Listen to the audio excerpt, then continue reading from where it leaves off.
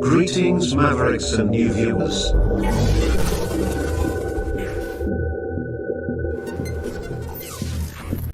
Tonight, direct and live from the Maverick News Network World Studios.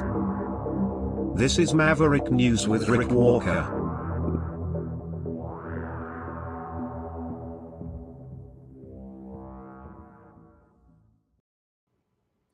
Welcome back, everyone. It's Superman weekend, and I'm going to try to go see that movie.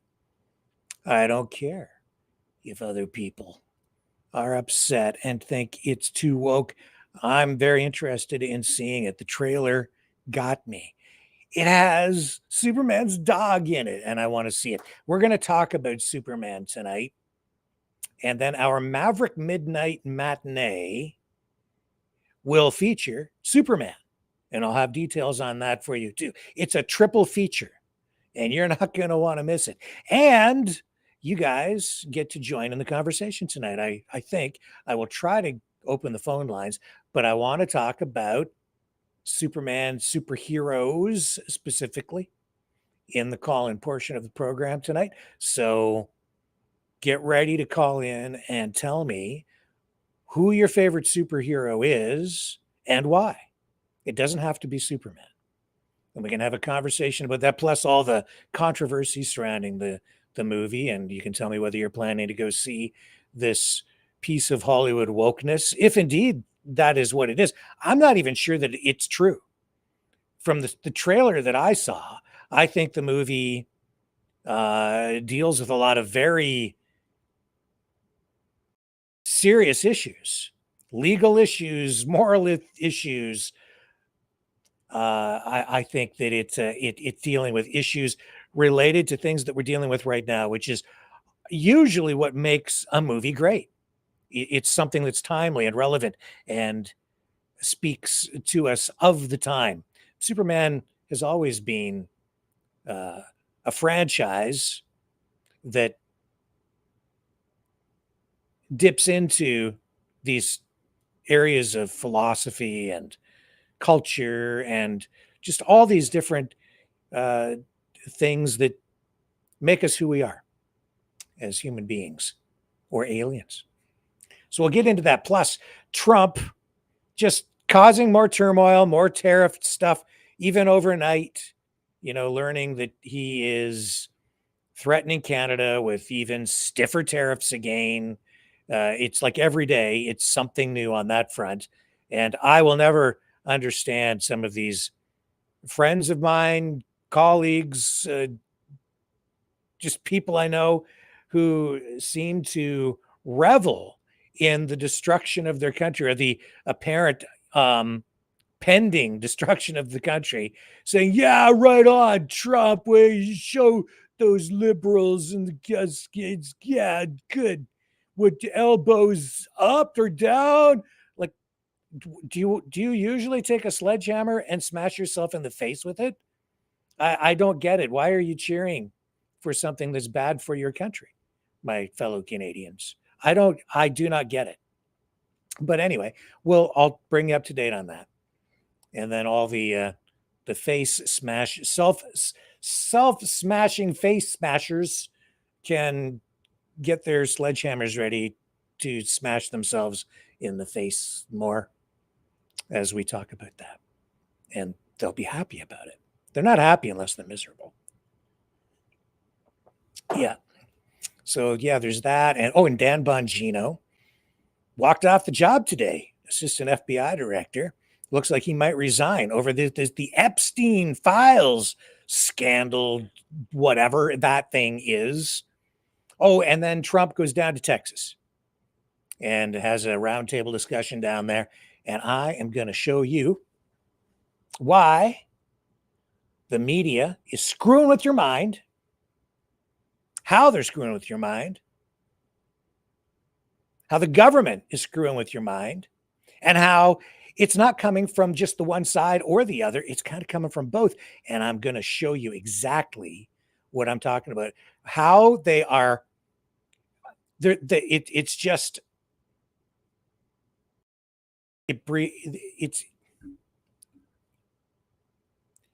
this is stuff that has driven me crazy since my earliest days working as a journalist, and I stumbled upon it through a Google search. Oh, plus we might have a conversation with Grok tonight, because it's my understanding that Grok went off the rails yesterday and started posting a bunch of racist stuff.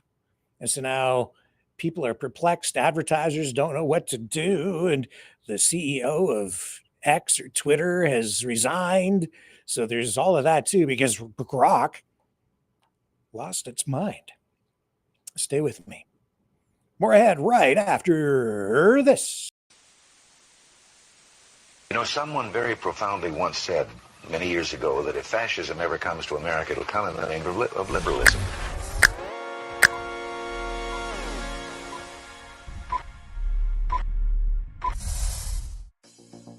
Well, I think it's time we ask ourselves if we still know the freedoms that were intended for us by the Founding Fathers. If we lose freedom here, there's no place to escape to. This is the last stand on Earth. The entire world is watching. Every dictator, every crazy dictator in the world is watching.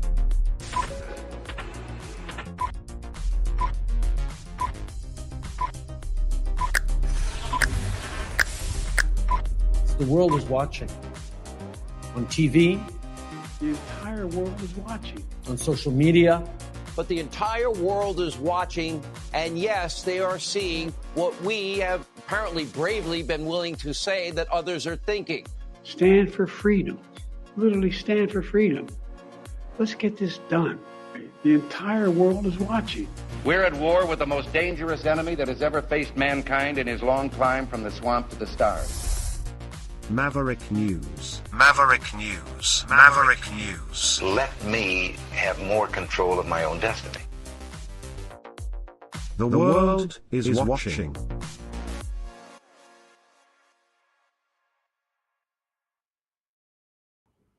Okay, we're going to get into the Texas flood stuff and the mind control thing in a little bit, but we really should start with the tariffs, right? Because, well, that's what affects us the most, I think, up here in Kazakhstan, and it's also affecting the people in the U.S.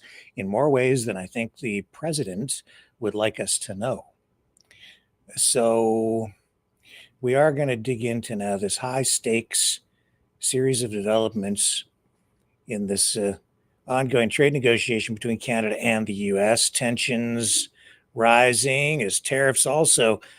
The threat of tariffs continues to rise as well. So as of tonight, because it changes almost on an hourly basis as Trump changes his mind, we have the trade talks between Canada and the U.S. back on track after a turbulent few weeks. Negotiations, of course, resumed June 30th, following Canada's decision to scrap its controversial 3% digital services tax. Trump loses his mind when he finally realizes that this 3% tax is on social media companies after it's already been in place for like a year. It's not like a secret, but then just one day he woke up and said, "That's it. You can't do that. It's an attack on American companies," which they're not just American companies. They're global in scope. But anyway, they're multinationals, really. But anyway, but they're kind of American, I guess, if Elon Musk and his South African heritage make him American. Anyway, that tax was set to take effect June 30th. They took it off. As Trump said, "I'm stopping all the talks." Then they're back on again. On again, off again, on again, off again. Now the talks are on again. But then what happens is, well, let's just bring up the headline, shall we? So Trump says we're gonna go with 35% across the board tariffs and everything in Kazakhstan because Canada sucks. They're mean to us. They're really mean, and those Canadians are really, really hard to deal with. They're worse than our worst enemies. Trump says the friends have been worse than the foes after announcing new tariffs on Canada. Yeah, we're really mean to you. So yeah, a couple of people sent me text messages overnight. What is the Kearney gonna do now? Heat up your summer with With Paramount his Plus. elbows up. Oh, just turn that off. I'm like, I don't care anymore. I'm at the point where it's like, just get it over with, man. Like, just tell us what you want. And then, like, let's just whatever, this game that he plays where he doesn't you can't really tell what it is he wants. He wants something, but it's like a coded message. And what he has to do is he has to cap you, right? He has to take a baseball bat and smash you in the knees, or threaten to. I'm gonna smash you in the knees. And then you go, why? I'm not gonna tell you why. Because there's something else he wants. It's not ever a direct approach. So it's a guessing game. And then don't do that. I'm going to put on shin pads. No, if you put on shin pads, I'll smash you in the face and the knees. That's what's going on. How are you supposed to deal with that? Well, after a while, I'll tell you what I would be doing, but it's probably a good thing I'm not in the seat negotiating, because I would be taking a different approach. But because you only push me so far. Then you find out that I've got self-respect, unlike some people who like to smash themselves in the face with a sledgehammer. I'm so glad that he is hurting us. It feels so good. Bunch of freaking masochists. So here, look at this. You go to this news story and it's like a play-by-play by the hour. Because everything changes. 10:20 a.m. Trump, we've been taken advantage of. 10:55 a.m.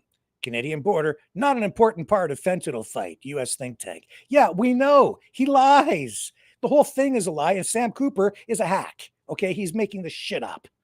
And he should shut up, because he's damaging the country. My opinion. That's my free speech.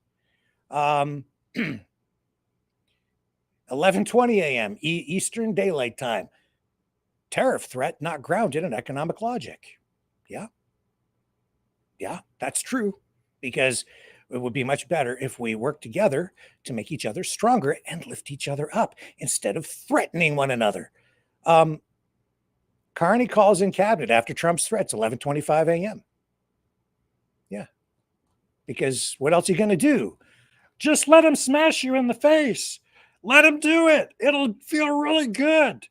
No, because even though the tariffs hurt the U.S., and yeah, it is a tax on consumers, it's designed to, over time, take away our industries by creating incentive through coercion and penalties to get people to move production into the U.S.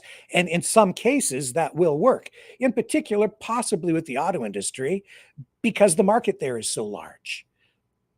Not to say that we can't have an auto industry, but it just means we have to trade more with other countries. But it takes time to set up those supply chains and the entire system. The auto industry was built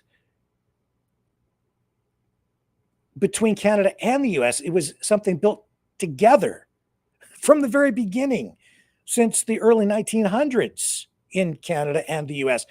It will take time to build a new industry connected to other countries. Japan did it. And if you think that we can't, think again, Donald, because the Japanese have started shipping their cars into the United States. The Germans did it with the Volkswagen. We can do it back the other way and have mutually beneficial trade with other countries if we need to, unless, of course, you're going to invade us because you don't like who we trade with. And that seems to be the threat that is hanging over Canada right now. Our country is under attack, all right? And it's coming from that guy in the White House.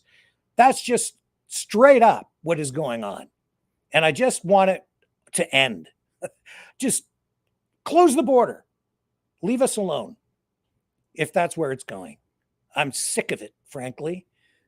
1 hour, from hour to hour to hour, it's ridiculous. 12 p.m. Eastern Daylight. Hit back hard, union urges. Yeah, because you got to do something. Canada must hit back hard against the U.S. or risk losing domestic jobs, says Canada's largest private sector union, Unifor. The auto union. Yeah, the old CAW, formerly the UAW, when it was connected to the United States. I remember one of my economic professors. It was around that time when Bob White, head of the Canadian Auto Workers, at the time it was the UAW, he split the auto union away, like tore away the Canadian portion of the UAW and created the CAW. There was a split between the union. My economics professor at that time, Mr. Scaife, he said, that's a big mistake. They should keep that union together so that they're negotiating together. I think in hindsight, he had a pretty valid point, because it created this linkage for the workers across the border in an industry that has always operated sort of as one industry integrated together between the two countries. Like it's one market. And I remember going to quite a number of industry events where executives from the auto companies, in particular Ford, executives from Ford would say this sometimes. They treated the Canadian and U.S. markets for the auto industry as one. Their strategies, their planning for everything, they always looked at it as one market, largely. So now the split in the union, of course, creates a split between the workers and each union, the UAW, and now Unifor, because CAW became Unifor. You have the workers sort of looking out for their own interests on each side of the border. Right now, a unified voice between the workers would certainly come in handy. I think that would be part of the solution, but we don't have that, haven't had it for years. So 1 p.m. changing tariff timelines are toxic. So says, who is that quote from? Canadian Chamber of Commerce. Says, quote, what this letter to Canada does in effect is further lengthen the time for negotiations. Yeah, quite possibly. They probably won't get a deal by the 21st, July 21st deadline. Yeah. That was the deadline that they set between Carney and Trump at the G7 Leaders Summit in Alberta just a short time ago. 2:07 p.m. Jolie, economic diplomacy is more important than ever, she said. Today in Ottawa, Industry Minister Melanie Joly says economic diplomacy is more important than ever in the wake of U.S. President Donald Trump's ongoing tariff threats. Joly made the remarks in a joint media availability in Ottawa with European Commissioner, Executive Vice President for Prosperity and Industrial Stéphane Séjourne, aimed at highlighting the new partnership between Canada and the European Union to strengthen trade and economic security ties. And that's what we need to do. Not to say we can't continue to trade with the United States, and we should do as much trade with the U.S. as we possibly can. But if Trump doesn't want to, what are we going to do? We're going to go someplace else, which is what we should do.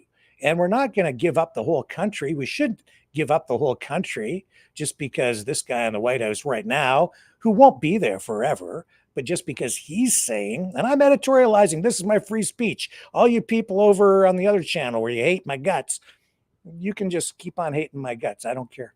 Not all of you. That's just where we're kind of directing the people who hate me over to channel 2.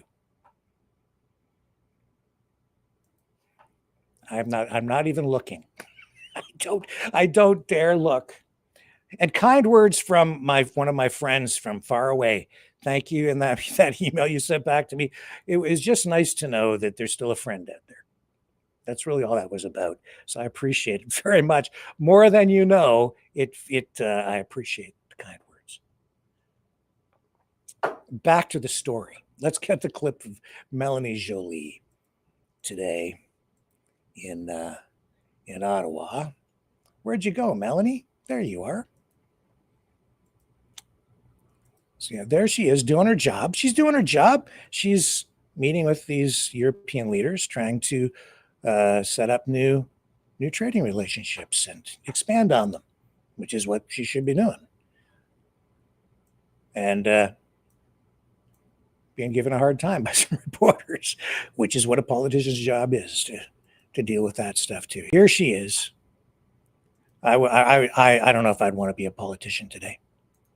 Today marks a significant milestone in our partnership with the launch of the new Canada-EU Industry Policy Dialogue. Together, we have pledged to deepen cooperation across these critical sectors. Our defense industries, including aerospace, marine, and tech, will be better aligned and will benefit from deeper cooperation in order that we fully recognize that peace and security are the foundation of lasting prosperity. We will develop closer supply chain, particularly in vital areas such as energy and critical minerals, and by building resilient and sustainable supply networks, we will protect not only our economic security on the EU side and on the Canadian side, but also our economies from disruption, and ultimately we will protect jobs together. Innovation lies at the core of our agenda, and through our collaboration, we will enhance manufacturing capabilities by leveraging breakthrough technologies such as quantum computing and AI. And finally, we will join our efforts in industrial decarbonization, including pioneering initiatives in green steel and green aluminum. In response to global health crisis, we are strengthening cooperation on vaccine research, manufacturing, and supply, because we believe in science, and we believe that our health, the health of our citizens, is at the foundation of our prosperity. So it's really, really a pleasure to have you here, my dear Stéphane. Looking forward to working very, very closely with you. My goal is to make sure that within the end of the summer, I will be going to Europe and continue to implement the action plan that we've been working on, because, as I said in French, there's an emergency, and so therefore we're in action mode. Thank you so much. Après toi. Merci beaucoup, mesdames et messieurs. Et tout d'abord, merci à Mélanie Joly pour tes mots. Okay, I'm not going to continue to run that because it's in French, and we do not have the English translation on this feed. There wasn't in English. Let's go to the Q&A. BC. Hello, Minister Joly. I'm wondering what your reaction is to Donald Trump's latest tariff threat. So thank you. Of course, we take good note of the comments made by the President, and of course we'll let the Prime Minister continue his negotiations, and will not negotiate in public. These has been the answers that I've been giving to every single question since the beginning of the negotiations. What I wanted to emphasize today is, as Minister in charge of industries and of the economy, is we are not alone in this world. We need to be closer to our allies. And that is why today is so important. It's been only 15 days that the Prime Minister signed an agreement with the EU to make sure that not only, of course, that we have free trade agreement, but that we are very closely aligned on defense and on all our industrial policies. And that's why Stéphane and I today are together, because we're in solution mode, and we're trying to make sure that ultimately, while the US is becoming weaker, we will become stronger, and we will diversify and turn ourselves towards Europe. We saw the Prime Minister push the deadline for these negotiations to August 1st. I'm wondering why that strategy, and why not, for instance, more counter tariffs in this case? So, as I mentioned, we'll make sure that the negotiations continues. Canada is the only country on earth, along with China, that has imposed so many counter tariffs. So we have had already a very strong response, and we want to make sure that while we are putting pressure on the American administration, that at the same time we're creating, well, first, we're protecting jobs while creating jobs. And we're making sure that we're doing this economic diplomacy, which usually would not necessarily be the case in a normal world, but we're not in normal times. And economic diplomacy is more important than ever, and that's why we need to make sure that while the U.S. is closing its market and really taking its own path regarding protectionism, that we, as a stable and democratic country, continue to have open markets, including with the EU. And that's my job. Thank you. Bonjour, Madame Joly. Certains ont critiqué le gouvernement dans les dernières semaines d'avoir fait des concessions. We'll get to the English.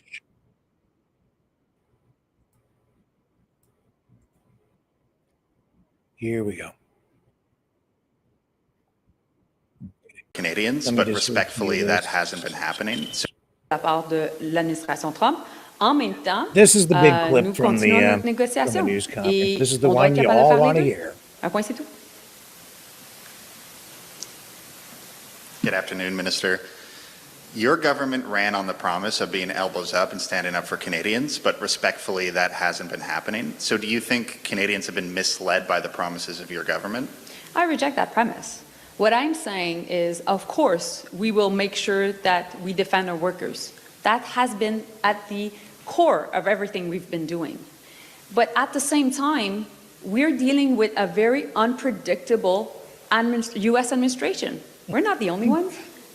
That's the case for the EU, and I won't talk, of course, for my colleague Séjourné, but that's the case also for every single country on this planet. So my point is right now is that we need to make sure that we're in action mode, we're in solution mode with other countries, because we're not alone. And so that's why 15 days after the agreement that was signed between Prime Minister Carney and President von der Leyen, we're meeting here in Ottawa. And within the next week, so the end of the summer, I'll be going to Europe, because we need to make sure that our businesses, our industries in Canada, are able to have access to European markets, and same for European companies having access to Canada. And that's our goal. Because while the US will decide to undergo this protectionism path, we know that together we can be in favor of free and open markets, and that's also a really good way to negotiate. Respectfully, Minister, there was no strong response, though, to, let's say, the increase of steel and aluminum tariffs. There was no strong response to the threat of copper tariffs incoming. Your government had to remove the DST simply just to get back to the negotiating table. So respectfully, what is the government actually doing to negotiate with the U.S. and stand up for Canadians? Well, you know, you're pretty much asking the same question as your colleagues. My answer is always the same. We won't negotiate in public, and we'll let the Prime Minister negotiate. And, you know, it's a reality that pretty much all world leaders are dealing with right now. And of course, we're coordinating with the EU, we're coordinating with other countries that are negotiating. That's why economic diplomacy is so important right now. But fundamentally, while these negotiations are happening, we need to realign ourselves with trusted partners. And today what you're seeing is a realignment between trusted partners. Okay, thank you. Thank you. Hello, Minister. Given Trump's letter, you said you can change the tariffs. I thought you had a question for my colleague Séjourné. I might. You never know. I thought that was Canadian hospitality, guys. I might. Okay, so given Trump's letter saying he could change the tariffs depending on the relationship, how can you expect the government to negotiate with Trump and provide certainty to Canadian industry when the tariffs could change at any time? My goal is to create certainty in a world that is very uncertain, in a world that is much more dangerous. That is the challenge of world leaders right now, of politicians that are in Stéphane and my role. And that's why being a minister in charge of the economy, in charge of industries is so important. Why? Because we're in a trade war. The battle is the economy, and our front lines right now are the tariff sectors, steel, aluminum, auto. Now we're looking at copper, and we're taking note of what the president mentioned yesterday. But fundamentally, we can't stay idle. We won't keep our arms crossed, just looking at things and take, not be in solution mode. My focus, my priority has been to protect jobs. I'm very much aware that people in the tariff industries are very anxious. I understand that livelihoods are at stake.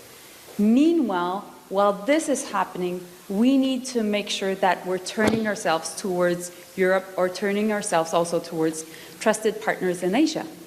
And that won't happen by fluke. It will happen because we're meeting, we're discussing, we're taking decisions, and then we're implementing them. And that's what you're seeing today in full force. Maybe a question for both of you then. Yeah. Like you said, 10 European nations have not signed onto CETA. Sorry, can you repeat? 10 European nations have not ratified CETA. Yeah. So you're putting a lot of emphasis on Europe and focus on Europe. Is that smart given that it's not fully implemented in Europe? So I think what is really important is CETA is implemented. It is happening every single day. Every time you go to the grocery store, you can see so many European products. Every time you are in a sector, you can have access to the different jurisdictions in the EU, notwithstanding the fact that it's not been ratified by 10 of all the member states. But in order to make sure that there is truly a secure partnership, we need to make sure that ratification is done, and that's why we need to make sure that these 10 countries are ratifying. So maybe Stéphane, you want to add to that? Just before one comment, but another question, Baptiste. Il n'y a pas que la relation avec les États-Unis au niveau commercial. Je tenais juste à vous le redire par rapport à vos questions, et on a les mêmes débats et les mêmes questions au Canada. D'abord parce qu'on a beaucoup de... French. And we have like 99.9% English people watching, so here we go. The Lac des Îles graphite mine yesterday, and spoke at great length about the need to the European Union's belief that they need to obviously accelerate development of the sector. He underlined this again in his comments today. I mean, what is your view currently on how this might help Canada actually accelerate a sector that's at the crossroads right now?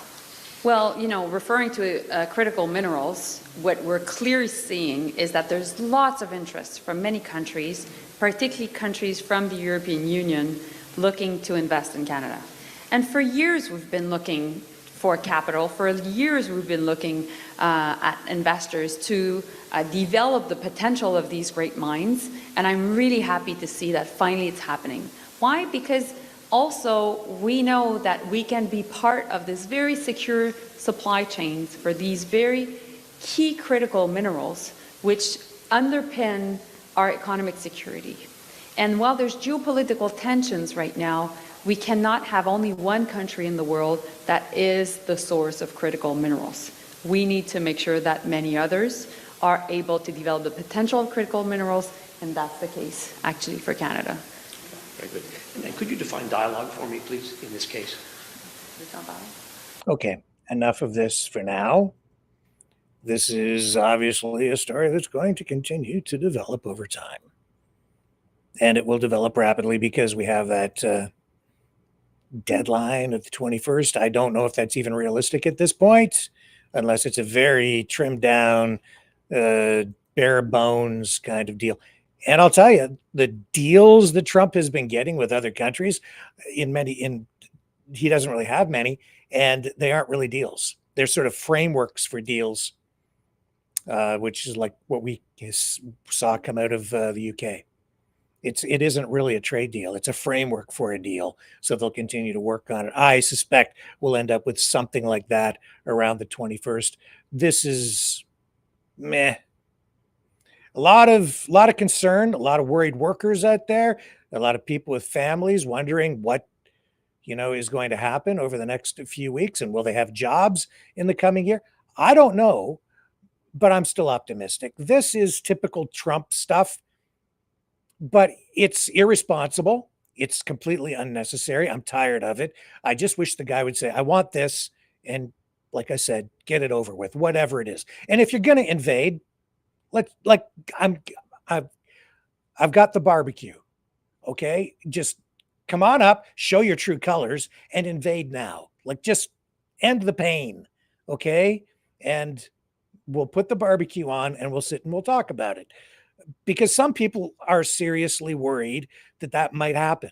If we pivot to Europe or if we do more trade with China in response to all of this, it's a national security threat. The United States will invade and we'll lose our sovereignty. And at this point, it could happen. It's that stupid. This is absolutely insane. And it is a possible scenario, I guess, because it seems they even have a plan to use force to take Greenland if they need to, because he really, really, really seems to want it. This is the craziest, most insane time of my lifetime. Stay with me. More ahead. Wow.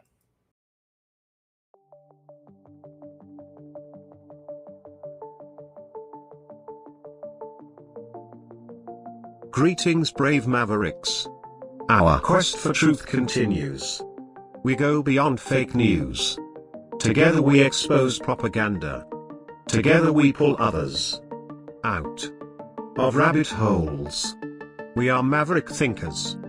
We are all unique individuals, defenders of individual rights and freedoms, credible, trusted, grounded in reality. Maverick News, Maverick News. Defending free speech, free speech. Donate at freedomreporters.com. Do it now. Tomorrow may be too late. Maverick News. The world is watching.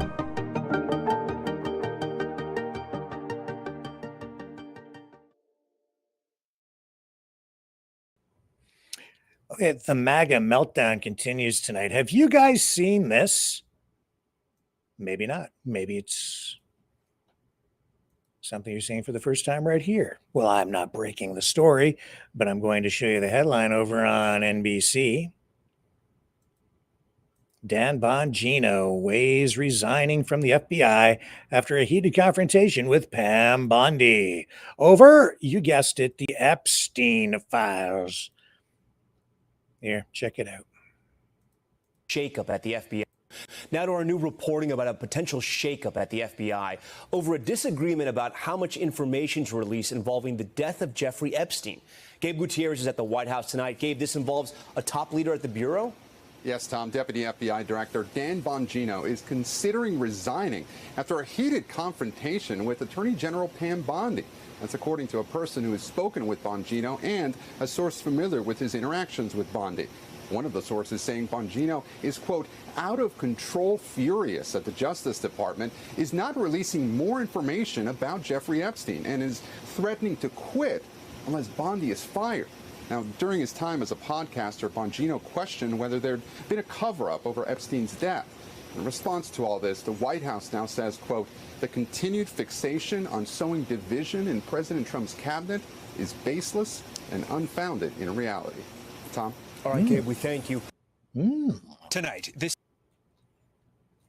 So, yeah, the meltdown continues within the MAGA ranks. There's a Turning Point USA event on, too. They were talking about that over there to some degree. And this is Steve Bannon calling all this out as well. The thing is, it's like, what if there really is no client list? And if that's at the core of all of this, and I think it's a little more complicated than that, but consider the possibility that all the hype, all of the bluster over the years turns out to be just that. Predictions, speculation, that there really is no client list.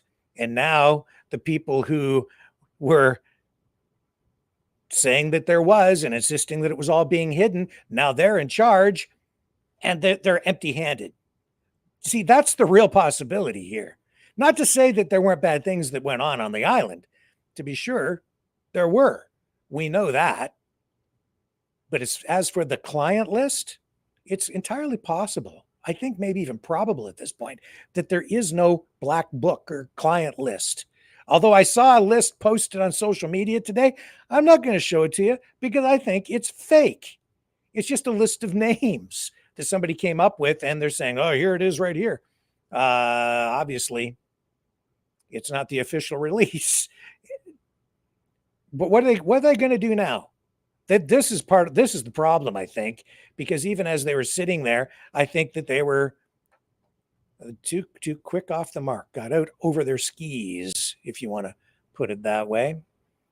The only way this thing, the firestorm, passes is if the 5 to 10 to maybe 15% of the Trump movement, the Pepes and the hardcores, many of whom are in this audience, just say, I've had enough of it. The Epstein situation gets down to one basic question. One basic question. Who governs this country, right? Who governs this country? Is it a shadowy network of intelligence, MI6, Saudi intelligence, the Mossad, CIA, elements of DNI with other international financiers and corporations and governments? Or do the people of the United States govern? All that information has come out, and the people have to weigh and measure it itself. This is the most populist thing we can do right now. The only way... This is a dangerous scenario because if there is no client list and you have this frenzied mob, looking for justice or demanding accountability, it turns into a witch hunt. You need to be very careful you deal with this stuff in a factual way. The thing is, people are furious over the client list. The truth is, they have all the other evidence. And if there have been crimes committed, I think they have the evidence right in front of them. And then it's just up to them to proceed with charges. They apparently have thousands of hours of video footage of what? Stuff off the internet, or was it surveillance camera footage? Do you not see faces? Do you not see who these people are? Were they engaged in specific acts? Are there legitimate complaints from victims? You say that you know who the victims are or were. Allegations? Do they not want to press charges? Do they not want to pursue things legally? That's how things should be proceeding. If you have evidence, if you have video surveillance camera footage confiscated, but then you're dealing with privacy issues too, right? Were these cameras placed in locations where they ought not to have been? Were these cameras violating people's rights? These are legal questions on the U.S. side, which I do not have the expertise to really address. I'm not familiar enough with U.S. law and people's rights under the U.S. Constitution.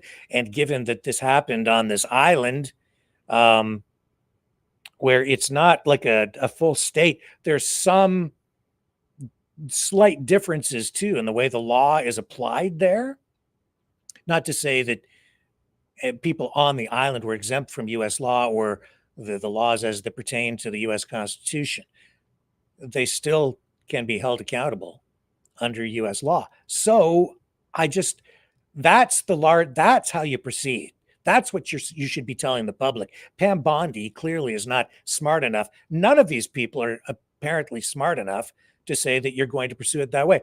But the problem might be that this might not be, it might not go as deep as the frenzied mob imagines that it does, because it has been built up in people's minds so much that it's at a fever pitch. It has been for years. And now people want blood. And if you don't give it to them, you can't deliver the goods. They're freaking out. And it's causing this split in the MAGA movement.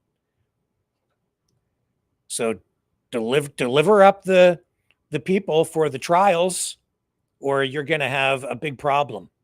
And at this point, because it's become so conspiratorial, you don't know what the truth is, even as they are trying to tell you the truth, and you won't accept it. Even if they put people on trial and put people in jail or worse, people still will not be satisfied, because I think they will still think there are other people that are connected, linked, and they'll want justice or accountability for them. This is the problem with the frenzied mob rule that is sort of glomming on to the justice system in the United States, and has been for quite a while.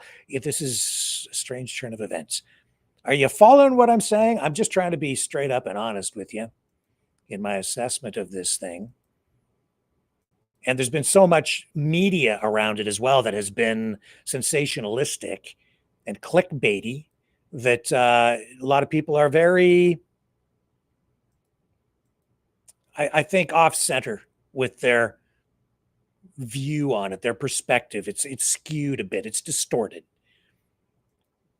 We'll have to let it play out, and we'll see if any other people are held accountable on this stuff. I don't know. Clearly, if there are crimes that have been committed, they must have enough evidence to proceed on some front with this. But then again, you have to consider what the victims want to do too, whoever they might be. And that's the thing too. Sometimes people who have been abused don't want to pursue it. They want to put it behind them, and they don't want to deal with it. Again, who knows? Who knows? And Bongino, is he going to actually end up leaving as a result of this? I don't know. The controversy, of course, centers around that memo released Monday, which concluded that Epstein died by suicide in 2019 and had no incriminating client list. It just contradicts years of conspiracy theories and even, I think, some truthful things. And a lot of it was amplified by Dan Bongino himself. But you've got that combined with surveillance footage. And then, somebody sent me a link to this Wired report that was from some time ago, using cell phone data to, I guess, try to suggest that they had the goods on the culprits, the bad actors, the pedophiles, because they were able to use this data to track cell phones that went to Epstein's island. But as I went through the article and watched the video, I realized that this was also sensationalistic, that people just looking at the headline, and even after watching the video, you're left with the impression that the journalists at Wired had the goods, that they knew who these people were, but they never release any names. And the truth of the matter is they don't have the names, because if you really look at the information they convey and where they got the cell phone data, they got it from companies that track cell phones for advertising purposes. And the data that they get from the phones is anonymized. All that they really were able to show through that report in the end was that they could show general patterns of demographics and where these cell phones came from, which is to say that they came from more affluent areas. The people who went to the island, generally speaking, were people who were from more affluent areas and in around general areas, and say like downtown New York, Manhattan. They were able to trace some cell phones there. Some in the general vicinity had been to the area around Trump Tower. Data like that. But when you see, I know a little bit about online marketing, and you can purchase this data in real time in order to put ads in front of people on a cell phone. But because of privacy laws, constitutional rights, the companies, they don't really get the exact identity of the person who owns the phone. it's anonymized data. So, and it doesn't always, it's a complicated system, but the data comes back through. It's not like so they're using cookies to track where these devices are, and it pushes ads that are related to their cell phone activity or their online internet activity and what they've been searching for. They put the ads in front of these people based on their online search and what they've been clicking on, but you never actually know who the person is. It's not like they had the call, the call records. They don't have the phone numbers. They don't know where they were phoning, who they were phoning. It's their internet activity that they're tracking without knowing who the person actually is. And all that stuff there's a system in place to make sure that those people's identities are hidden. So they're really it's about demographics. That's the information that they had for that Wired article. Proves nothing. Proves absolutely nothing. And even if they had been able to track that data directly to a phone and associate it with an actual owner, even then you would not be able to say definitively for use in court on its own that that person was at this place and committed a crime. You're just maybe placing the phone there, and then you'd have to prove that the person was in possession of the phone. There are other layers of evidence that you need to add to that in order to make it even admissible in court. That in the end, the article really didn't have much value at all, but it makes the headline, everything about it makes it look like they've got the evidence. They know who these people are. They're not revealing the names because they never had the names, and they still don't, and they can't get them using that kind of methodology and that kind of data. It's not possible.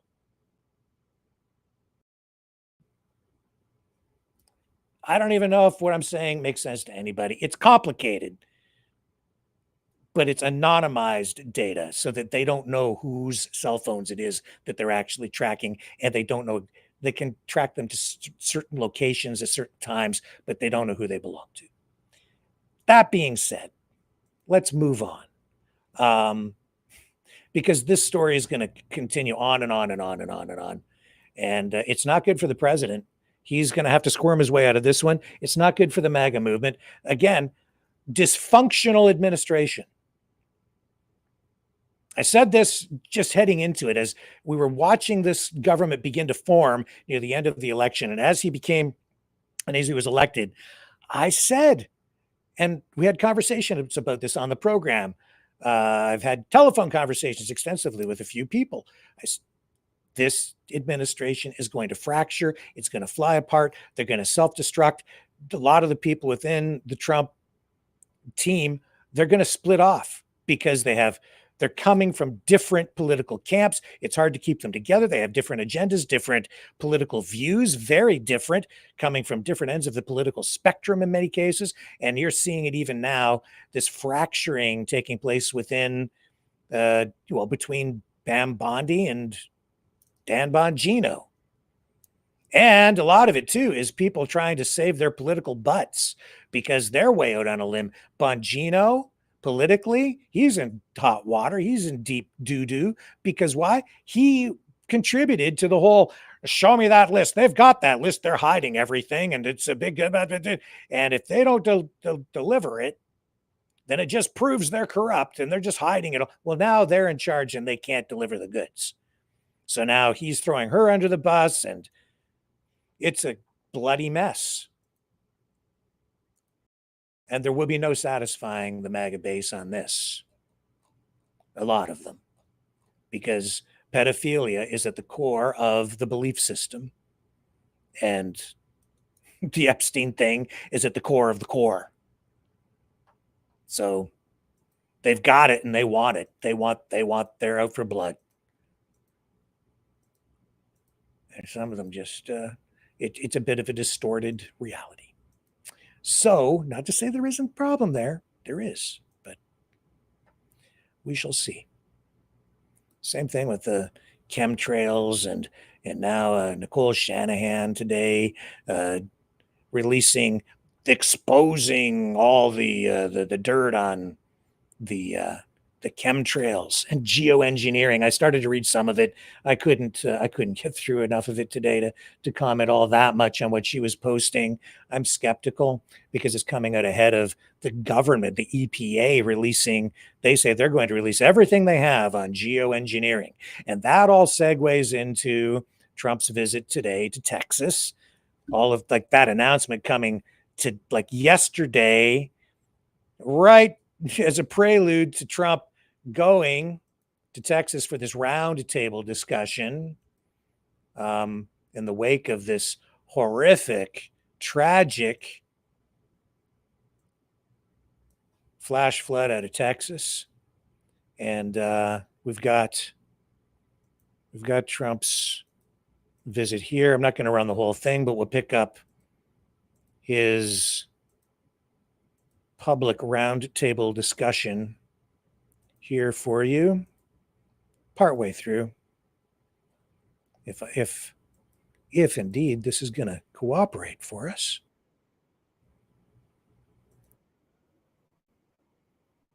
Well, let's just bring it over here onto this tab instead. It'll be a little open for me, so I'll bring Donald up over here.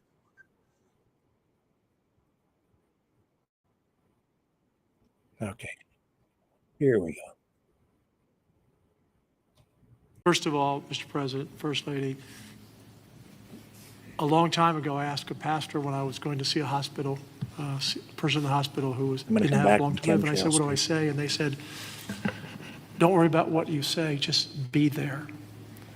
So you and Madam First Lady, the two of you being here, sends a message. It paints a picture that words can't express, and it gives them hope. And the people of this community have become a family. I didn't know the mayor last week. I wish I didn't know him today under these circumstances. But we've become a family around this room, and it starts with you at the top, down to the governor, down to the statewides, down to the secretary. I mean, Kristi Noem coming in, she called Saturday morning and said, the president wants me to be there today. And she came. And so that message is so important. Two things will get us through: our faith, so the people along this river are not standing on the rock of the bank of the river, they're standing on the rock of their faith. And that will get them through the struggles that you talk about. But you and the federal government will help us get through everything, all the debris that has to be taken, all the rebuilding. And I know we can count on you. So from the bottom of my heart, on behalf of all of these families, thank you for being here. You just can't measure how much it means to them. Thank you very much, David. Great job. Appreciate it. Do you want to take a couple of questions, Governor? Would you want to do that? Do you want to? Sure. Is the press going to be respectful of this event, this horrible event, this horrible tragedy? Please, yes. Go ahead, please. Marissa Atmas here with CBS News Texas. Several families we've heard from are obviously upset because they say that those warnings, those alerts didn't go out in time, and they also say that people could have been saved. What do you say to those families? Well, I think everyone did an incredible job under the circumstances. This was, I guess Kristi said, a 1 in 500, 1 in 1,000 years. And I just have admiration for the job that everybody did. There was just admiration. The only bad person would ask a question like that, to be honest with you. I don't know who you are, but only a very evil person would ask a question like that. I think this has been heroism. This has been incredible, really, the job you've all done. Evil? It's easy to sit back and say, oh, what could have happened here or there, you know. Maybe we could have done something differently. This was a thing that has never happened before. Yes, it has. And nobody's ever seen anything. I've never seen anything like this. I've gone to some real bad ones. Yes, you have, Donald. I've never seen anything like this. So I admire you, and I consider you heroes and heroine. And I think you've done an amazing job. Brian, go ahead, please. Thank you, Mr. President. If I could ask you, who was the first person to contact you to notify you that this tragedy was unfolding? Probably Kristi, but I was notified by a lot, and Chip called also. Chip was here for, he thought it was going to be a little flood, he was going to miss the signing for the big, beautiful bill, and he called to apologize. He said he's going to be delayed because of a little flood, and the little flood turned out to be the biggest flood anyone's ever seen. So Chip, but Christie called right away. She was there. I looked the next morning. She was right there on the ball. So I just want to say, as a native Texan, I've received hundreds of messages. I told you that the other day, but I want to tell our representatives that are here in the crowd today, thank you for your response. This is Texas Strong. President Trump, this is America First policy in terms to responding to a tragedy like this. Thank you on behalf of Texas as well. Thank you very much. Well, that's a nice reporter. That's a nice question. That's a nice, but I like his statement even better. Thank you very much, Brian. That's very nice. Yeah, please, go ahead. This is a secret of the used car market, but many people still don't know it. This groundbreaking car spray will make your car look brand new without costing a fortune. It will remove... Hang on, we'll go back to him.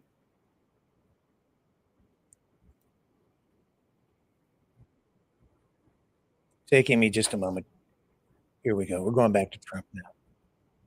Based in Texas, and there's not a person in our state who hasn't been impacted by this tragedy. But what's been so disheartening recently are these ghouls on the left, like Jasmine Crockett and the left-wing media, who want to point fingers and play partisan games and fundraise off of this crisis. And what I love about Texas is we come together in a crisis across party lines, ideological lines. So what is your message, and maybe Governor Abbott as well, to these folks on the left who are using this to gain partisan points in viral videos? Well, I'll start off by just saying, you know, they've lost their confidence. They've had a tremendous run of bad talent. I don't say bad luck, I say bad talent. And all they want to do is criticize. And I hope we can someday be bipartisan, but all they like to do is criticize. And they're getting just absolutely clobbered because everyone sees what an incredible job the governor did. Everybody in this room, everybody at this table in particular, but everybody in this room did an incredible job. And the public knows it. You know, the public's wise to it. They have automatic, they have their soundbite, they send out a soundbite, and it's supposed to be, you know, you're supposed to say that, and if you don't say that, they throw you out of the party. No, they've lost, honestly, they've lost their confidence. I see some of the people they're putting forward, and those people will only ruin our nation. Our nation, a year ago, was dead, and it was going down, but it was dead, and now we have the most successful nation anywhere in the world. You take a look. I was with the King of Saudi Arabia. I was with the leaders of the world recently at NATO. Every one of them said the same thing. They said, you know, it's the most amazing thing I've ever seen. Your nation was dead 1 year ago, and now you have the hottest nation. It's the hottest nation, hottest in quotes. It's the hottest nation anywhere in the world. Every leader is saying that we're the hottest nation in the world. We've all gotten together. We've done a great job. This state has been unbelievable. I work so well with the governor and with your senators and with everybody in this state. We get it done. We've had some pretty big problems here with the floods and all the different things that we've worked out, and we respond very quickly, and they respond very quickly, and they spend their money wisely. You know, we give them a lot of money, but they spend it wisely. I can't say that's true always. Sometimes we give money and they don't spend it so wisely. They spend it very, very foolishly. So, Governor, do you want to say a few words? Sure. You know, one thing that you pointed out that we all know about Texans is part of our bloodstream, and that is we're Texas tough. We're made for challenges. I read a piece the other day. I'll just quote one line from, and that is, when the rivers rise, so do we, and we rise to the occasion. And the way that we do that is by everybody working together. We are one team united. We are Texans, and fighting as Texans, we're going to rebuild not just Kerrville or Hunt or Kerr County, but across the entire state, across regions. We're going to come together and fight together and ensure that we elevate even better, keeping foremost in mind exactly what Dr. Phil was talking about. As we rebuild, we've got to constantly comfort the families of those who have suffered a loss. Those two things combined, and we will be our quintessential selves, and that is Texas tough, Texas resilient. Thank you very much. Go ahead, sir. Mr. President, first the of all, blue shirt. Thank you for right over here. Go ahead. I'll wait for Chip. He's my representative. I'll wait for him. Mr. President, if I could just jump in and just say one thing, which is I can't thank you enough. When I called you on Friday, you said whatever you need. When I called the secretary's office, she called me within 15 minutes and said, whatever you need, and then she came here this weekend. I've never seen such a quick response and such a focus on delivering for the people. But importantly, I want to thank all of my colleagues in the House sitting right over there. Every single one of them called me personally. Every single one of them reached out to this team that the governor was just talking about, the team effort to deliver for the people of Texas. They're here now, not here to microphone. They're here just to be here because they believe in this state and they believe in what you're doing as the president, and they believe in what the governor's doing. And importantly, this morning, I was at a press conference for the Community Foundation of the Hill Country, which has raised over $30 million from the great people of this state and from around the country. And they sent checks out today of $5 million to people in this community to help them with cash for people, for small businesses, first responders, and all the people that need help to reunite. And the final point I'll just say, for all of the media clamoring to ask that ridiculous first question and try to point fingers, the governor said it best when he said that pointing fingers is for losers. This state is about looking forward, and we'll figure out how to make our systems the best they can be.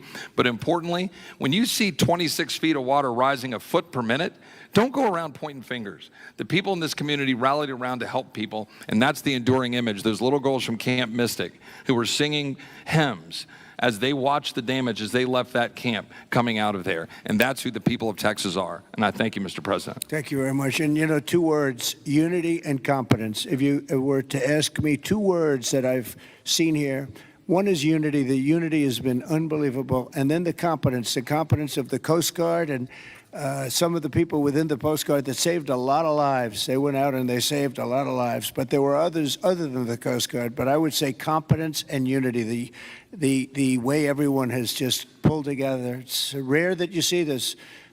If you are sleeping in a position like this, you are wrecking your body and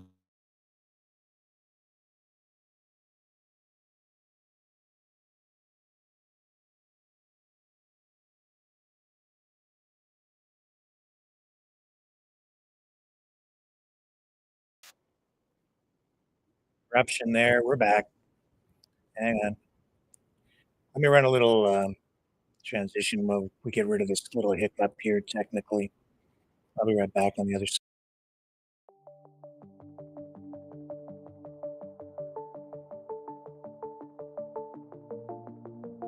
Greetings, brave Mavericks. Our quest for truth continues. We go beyond fake news. Together we expose propaganda. Together we pull others out of rabbit holes. We are maverick thinkers. We are all unique individuals, defenders of individual rights and freedoms, credible, trusted, grounded in reality. Maverick News, defending free speech, Donate at freedomreporters.com. Do it now. Tomorrow may be too late. Maverick News. The world is watching.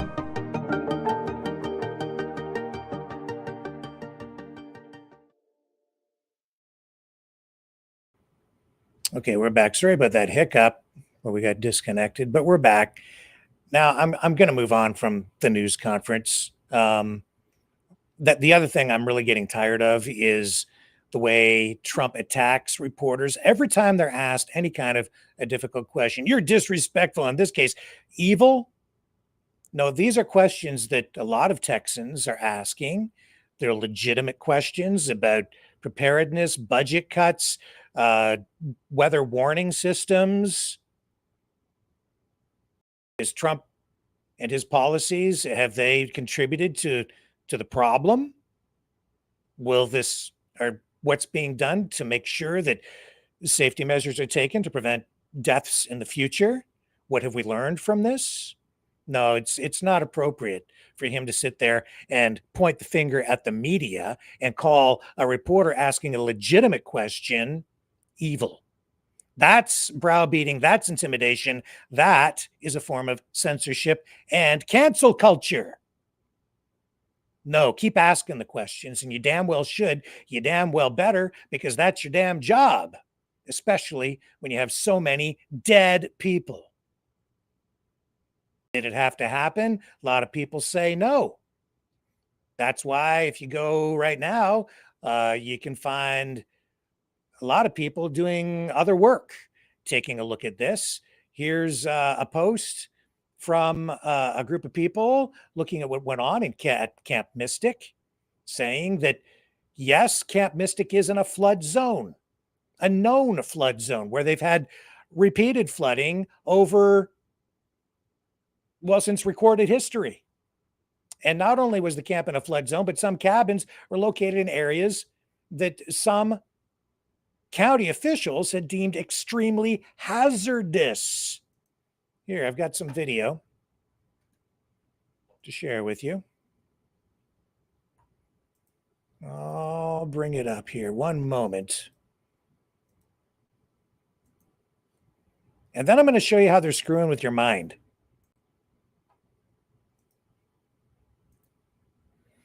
So here's the map. So cabins at Camp Mystic, Texas youth camp, where 27 people died, had long sat in a flood zone. And you can see that it's marked here. These are the cabins. This is the flood risk area. They have buildings right in there. Now, I haven't visited the site, obviously. I've been to Texas quite a number of times. I haven't been here. But these are legitimate questions. Why shouldn't a reporter ask? You're not evil for asking. You're brave, especially when you have the President of the United States attacking you like that in a news conference. No, keep asking. Damn right. Hats off to you. Now, they also had at that camp a no cell phone policy, not only for the kids, but apparently even for the counselors. And there are documents showing that as well. But what I stumbled upon this. This is something that's going to illustrate what I've been trying to tell people for a long time here. They're screwing with your mind. The media makes you neurotic. This is something that has bothered me since earliest days in journalism. They give you conflicting messages. They exaggerate things. They engage in clickbait art now. It used to be just, build the ratings. Never let the truth get in the way of a good story. Some reporters actually took that to heart, I think. Not me. I always pushed back against that stuff. But yeah, sensationalism, it's a problem. So with regard to this, first of all, let me show you this headline. And they talked about this in the news conference. And Trump repeated the line, a 1 in 1,000 year weather event. Okay? 1 in 1,000 years. Misleading. I reported on it last night, and it bothered me when I reported on it because I thought a 1 in 1,000 year weather event, when I already know that we have a history of flooding in that area. How can it be a 1 in 1,000 year weather event when we've seen this happen before? Oh, it never happens before. Yes, it has. And I'll list them again. September 1869 flood. One of the earliest recorded. 1932, July. Guadalupe River crested at 35 to 39 feet, wiping out Camp Mystic. Completely wiped out the camp in 39. Sorry, 32. That was 1932. 1936. Guadalupe River again, 4 years later. Another massive flood. 1952. Another significant flood event. July 1978, because of Tropical Storm Amelia. I was alive. 20 miles south of Camp Mystic in Kerr County. 48 inches of rain dumped Storm resulted in 33 fatalities across Texas and $110 million in damages. 1987, July, 15 miles from Camp Mystic. Heavy rainfall, 11 inches. River crested, 37.4 feet, flooding the Pot of Gold Christian camp near Comfort. 10 teenagers died when floodwaters swept away buses, evacuating campers. Oh, but it's 1 in 1,000 years, right? 1991, Guadalupe River, Kerr County, a major flood event along the Guadalupe River. It's all in the history books. Specific impacts on Camp Mystic are not documented, but the flooding affected Kerr County and surrounding areas. And then in 1997, not so very long ago, another significant flood along the Guadalupe River, adding to the region's history of flood events. Details on specific damages or fatalities limited in available records tonight, but it happened. And then 1 year later, Guadalupe River and nearby areas, another flood led to flooding along the river, killing 31 people across central Texas.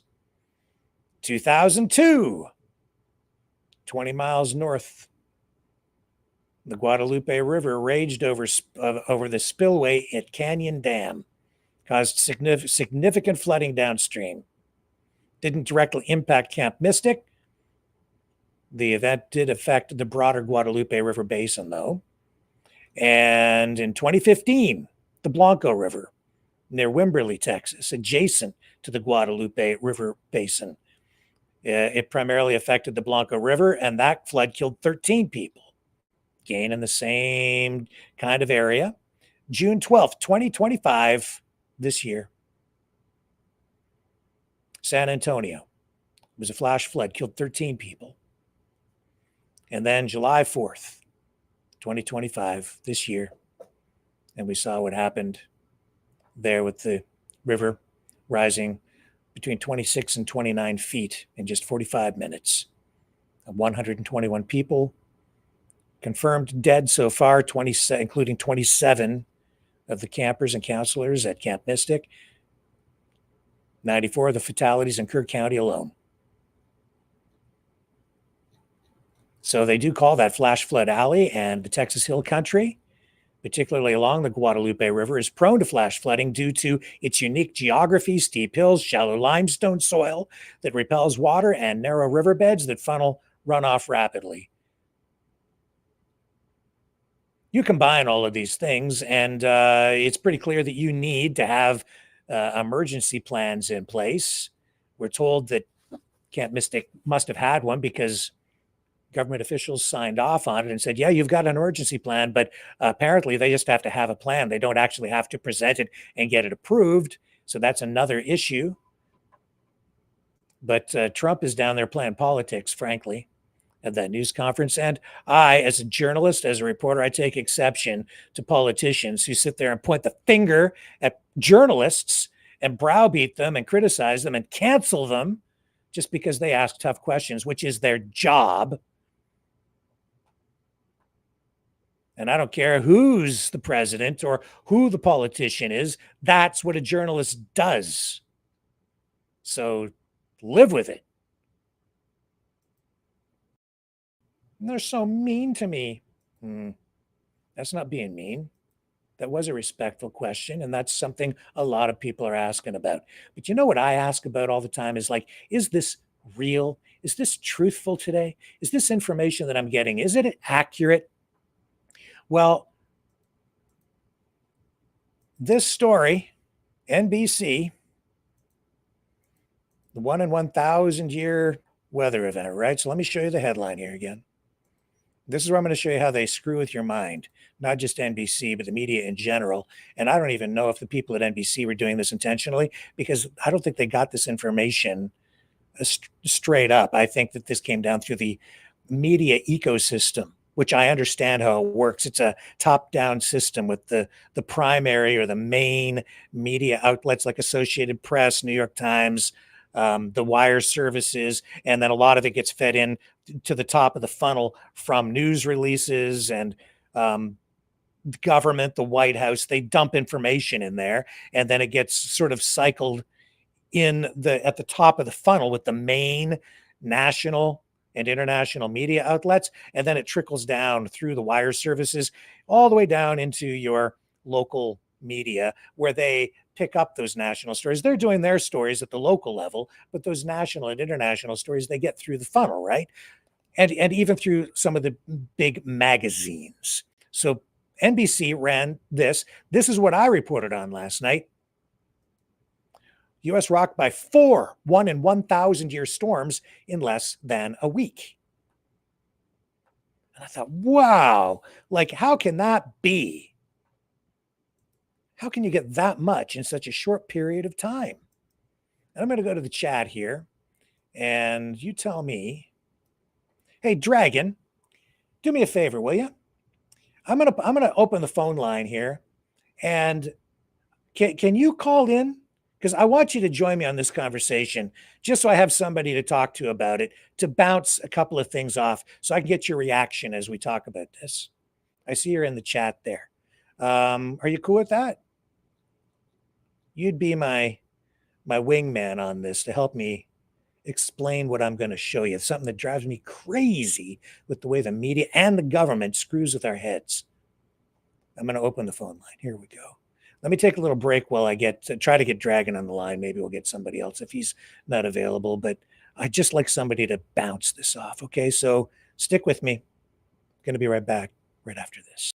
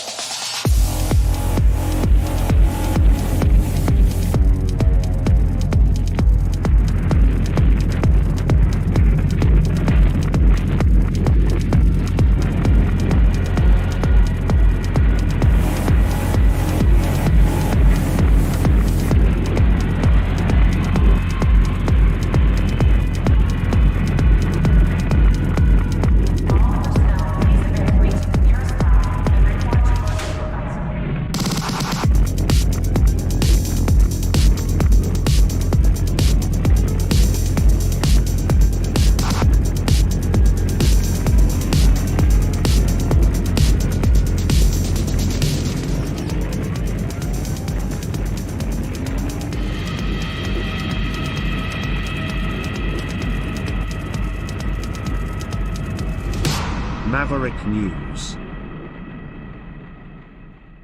The world is watching. Okay, so the phone lines are set up there. So let's see if we can get Dragon on here.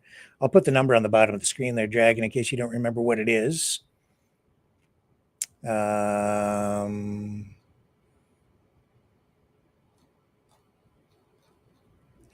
so you can call Dragon at, there it is on the bottom, 1-647-734-4220. And then there's the PIN number for you to dial in at 860-075-764. We're going to talk about Superman 2 tonight, so you can help me with that as well, maybe, if you want to, while you're on the line. There's the phone number. So again, let me just show you this while we wait for Dragon to call in. If somebody else wants to call in, you can, but I want my wingman. Okay, cool. All right, he says sure. So there's the number. He'll be calling in just a moment. And I'm going to put this up on the screen for you. In fact, what I'll do is I'll do it on the other system so that he can it'll be part of the whole thing over there. You don't understand what I'm talking about. I have to put the graphics and things on in through the phone system so that everybody can hear everybody else. Okay. And there we go. Okay, so Dragon will be calling in momentarily. Let me run a little promo here, and we'll come back on the other side, and I'll put that phone number up on the screen for everybody. And then after I kind of get through this thing with Dragon, we can get into this conversation about Superman and superheroes, and you can talk about who your favorite superhero is as we segue then into the Maverick MidKnight Matinee episode, which is going to feature something unique tonight. It'll be a triple feature. It's Superman based, and you're going to love it. I'm certain of that. Well, I hope you love it. Okay, Dragon's there, but let me run this. Well, you know what? No, we'll just save some time. We don't need to since he's there now. We'll just go straight to him. There you are, sir. How are you tonight? I'm doing great. How are you? I'm okay. Thank you for calling in. I appreciate your help with this. It's just going to make it more effective and clearer for people if I can have it as a conversation with you. So, sure. Okay. So you see this headline, right? I'm gonna try and show people something here. When you see that, what does that mean to you? 1 in 1,000 year storms, a 1 in 1,000 year storm. What does that mean to you in your mind? How would you interpret that? Probably the same way I did yesterday. Well, it's happening once in a lifetime kind of thing, right? Which is, yeah, that's what I think it means. Right. So basically, when I read that, I'm like, holy smokes, this is a storm that only happens like once in 1,000 years. It's that big, that catastrophic. Like it only ever happens once in 1,000 years. And then you just kind of move on, right? And because that's the conclusion that you come to. And even as I read the story, let me come back to it here so I can see it. I'll just scroll down. So first the river rose in Texas, then the rains fell hard over North Carolina, New Mexico, and Illinois. In less than a week, there were at least 4 1 in 1,000 year rainfall events across the United States. Intense deluges that are thought to have roughly a 0.1% chance of happening in any given year. How can that be? What do you make of that? There's some exaggeration. There's some spinning here to make sure that people think that it doesn't happen that often, right? Which is the contrary. Yeah. So it's there. If you read that, and what I take away from that, the way that that's written, these storms are so big that this is something that you would only see like once in 1,000 years, but we had 4 of them in a month. And then, of course, now your head is spinning and you're like, well, how can that possibly be? What the heck is going on? So, of course, there has to be something causing this. And what do you think, Dragon, the reasons might be that they would identify for this? Okay, well, I know that they probably have spun the idea that it's geo-engineering Some people, thing. Yep. But I would probably also suggest that it could be possible, but we also have cycles where the weather always changed to a certain degree. Yep, that explanation too.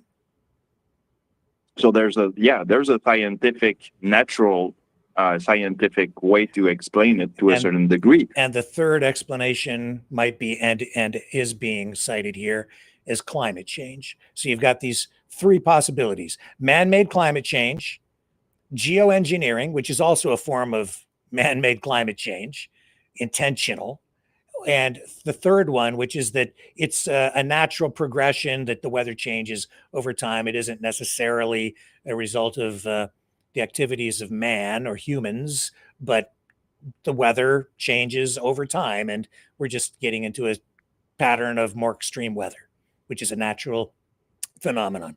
Fair? Those are the 3 possible explanations, right? But what if I told you there's a different explanation?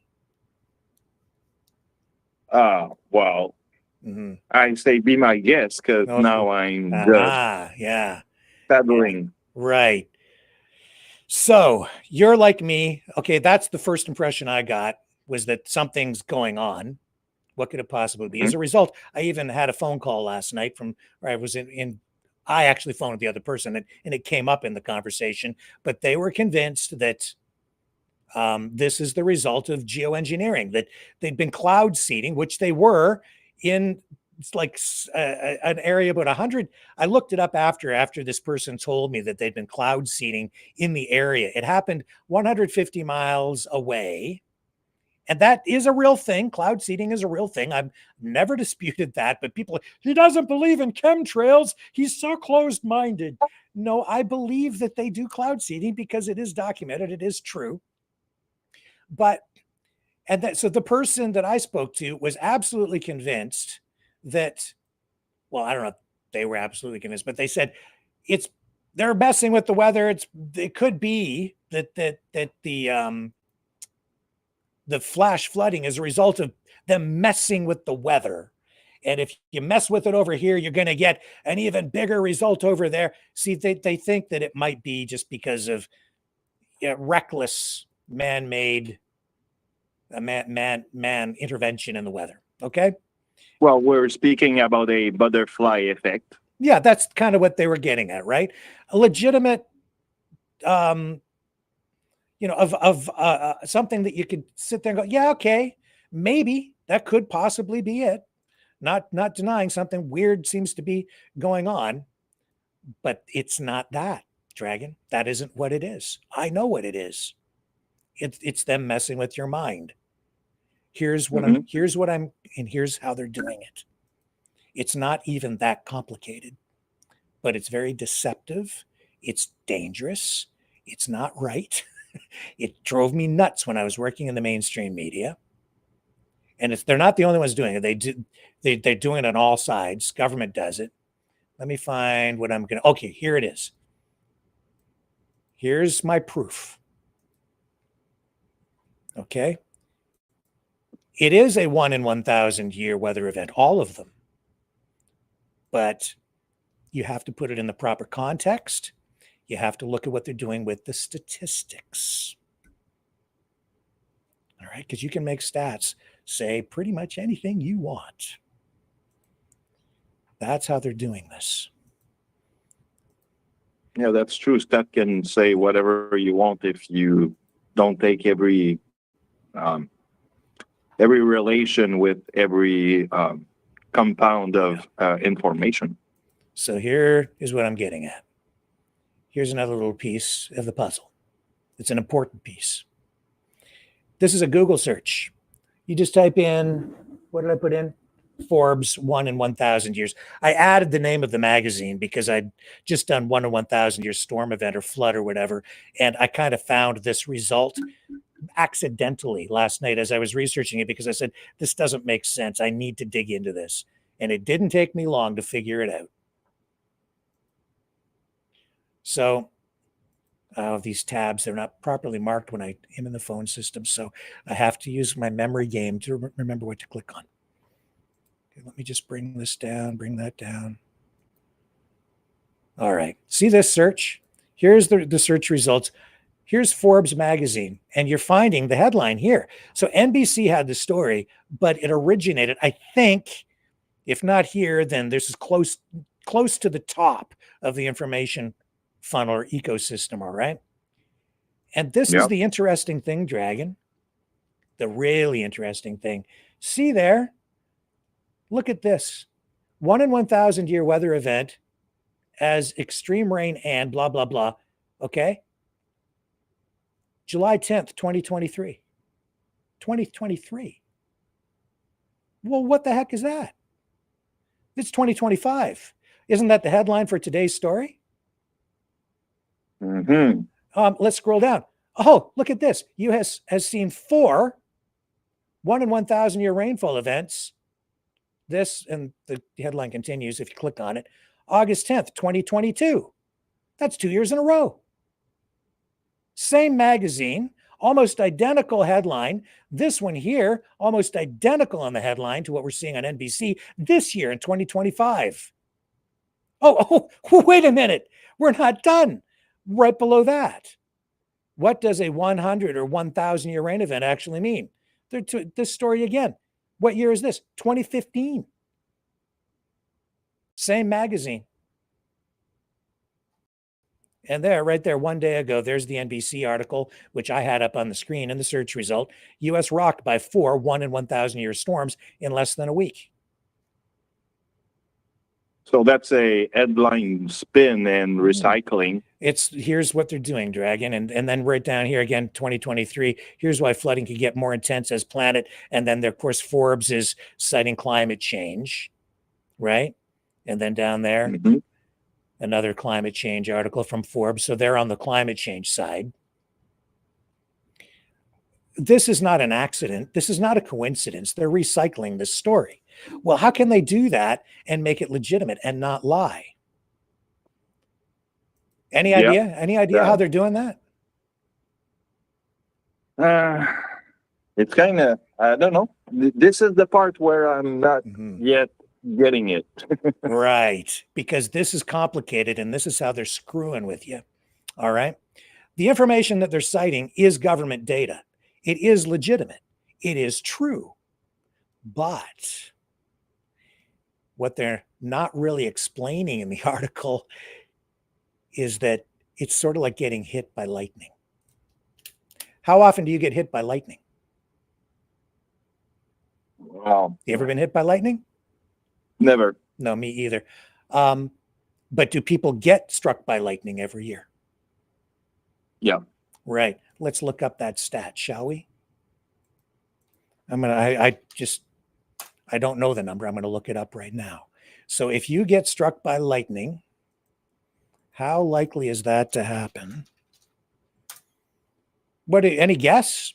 Just, this is sort of a sidebar. It's not critical, but how many people do you think get hit by lightning?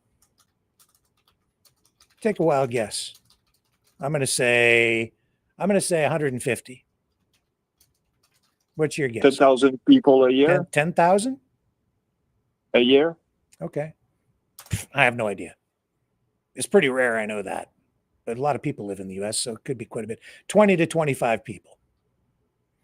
On average, about 20 to 25 people are killed by lightning strikes in the United States each year, with hundreds more injured. This data also coming from the National Weather Service. And over the last 30 years, the U.S. averaged 43 lightning fatalities annually. But more recent data shows an average of 27 deaths per year. And the Center for Disease Control estimates around 240,000 people are struck by lightning annually in the U.S. So 240,000 people struck by lightning every year. And they have about anywhere, so I guess between 20 and 40 people die. I wasn't too close from the worldwide You were closer numbers. than me. You were closer than I was. I said, what did I say? 150? You were at like 10,000, and it's actually way more than that. Way more. So you can be hit. There's 240,000 people struck by lightning every year. I would never have guessed that. So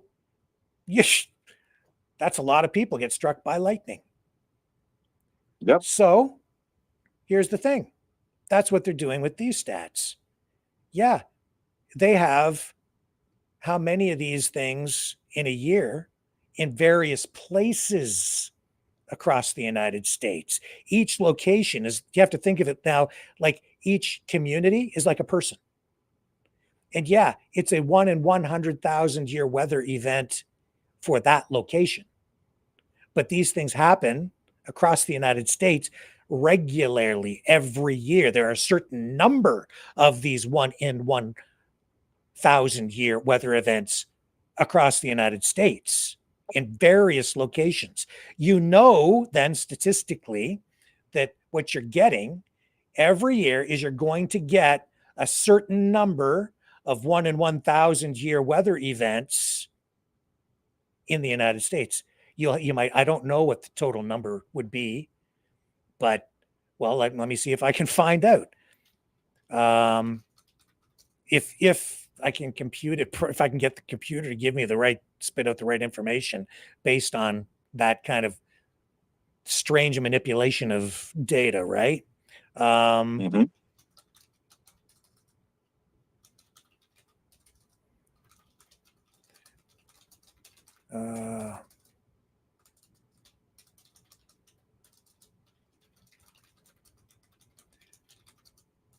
Across the U.S. So the answer should be, I don't know, Rick, shut up. Not precise data. Given the vast number of watersheds. What are we getting here? About 19 every year. About 19 of these in various locations. That's the answer that I got from artificial intelligence doing a deep search.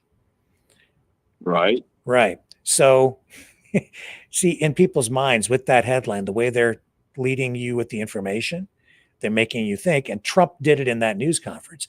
This is something that only happens once in 1,000 years. It's that rare. So in your mind, it's like probably all the United States, maybe even all the world. You're thinking in your head, this only happens once in 1,000 years. No, it happens 19 times a year on average, sometimes more, sometimes less, in various locations across the United States. What doesn't happen is it doesn't happen in the same location every single year. But we also know statistically, not just statistically, but from history, that area around Camp Mystic has been flooded out on many occasions. What is the pattern there? Let me see. I'll have to bring up the information again that I was researching before. I don't know. It's almost like every 10 years, the camp gets wiped out. Or every 20. And other years, they have various levels of flooding, maybe not to the same degree, but it's prone to flooding. Serious flooding, maybe not as bad, but they've had people die there many times in the past. So yeah, let me see what kind of gaps are you getting in a pattern? 1869, and then the recording data between 1869 and 1932 wouldn't have been nearly as good. You didn't have the same systems in place, and certainly didn't have satellite technology and computer records, right?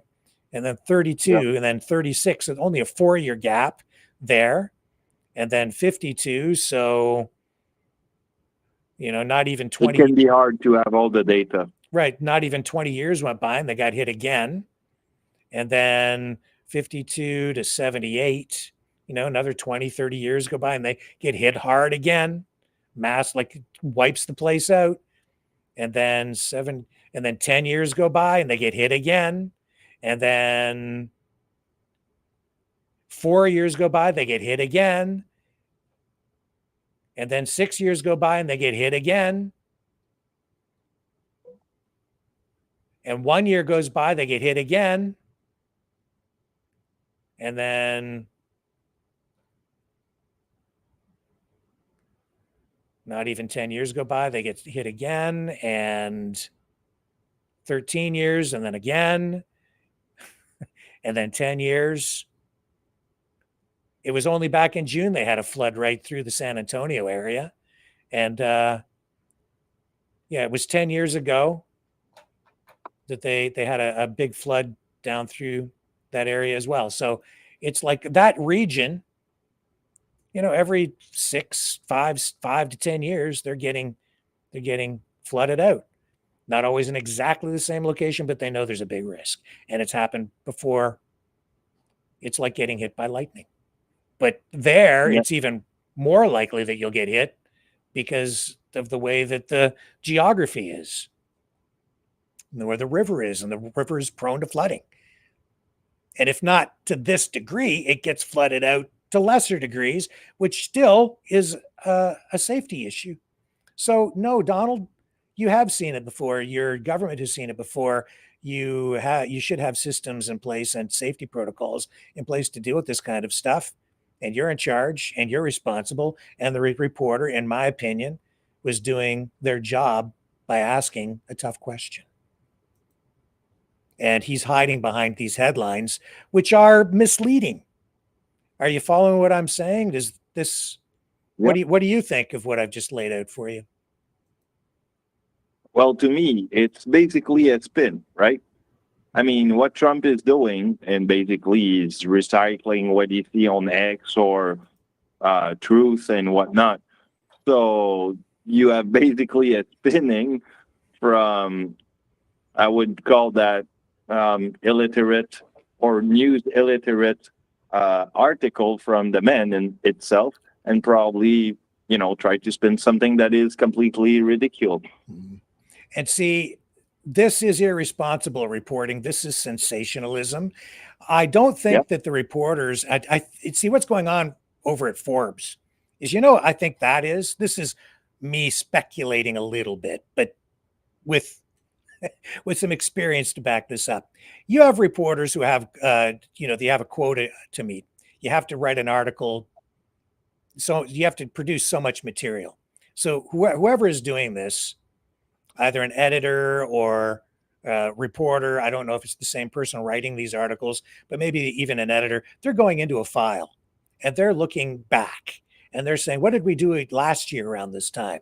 What can we do a story on now? Oh, here's a story about flooding. Why don't you do a story on flooding today, Joe? And then that reporter gets a hold of this thing and they see this piece. And then they just recycle it. And because the data can be manipulated in the way that I just shared with you, it creates this opportunity to create a sensationalistic headline for 1 in 1,000 year flooding events in the US in the last month, or in this case, a week. So they recycle the headline, they spin the article. And if you look at the article and Forbes, even the way that the copy is written on the NBC site tonight, and then you go and compare the articles from the Forbes publication, it's very similar. Hang on, I got to bring you back up on the screen. There you are. It's very similar. I'll bring up the, it's complicated when the phone system is on. There it is. This is the NBC article. If you read the two, they're very similar in style. And so what they also do is they just take these things and they rewrite them. It was a trick also used when I was in radio.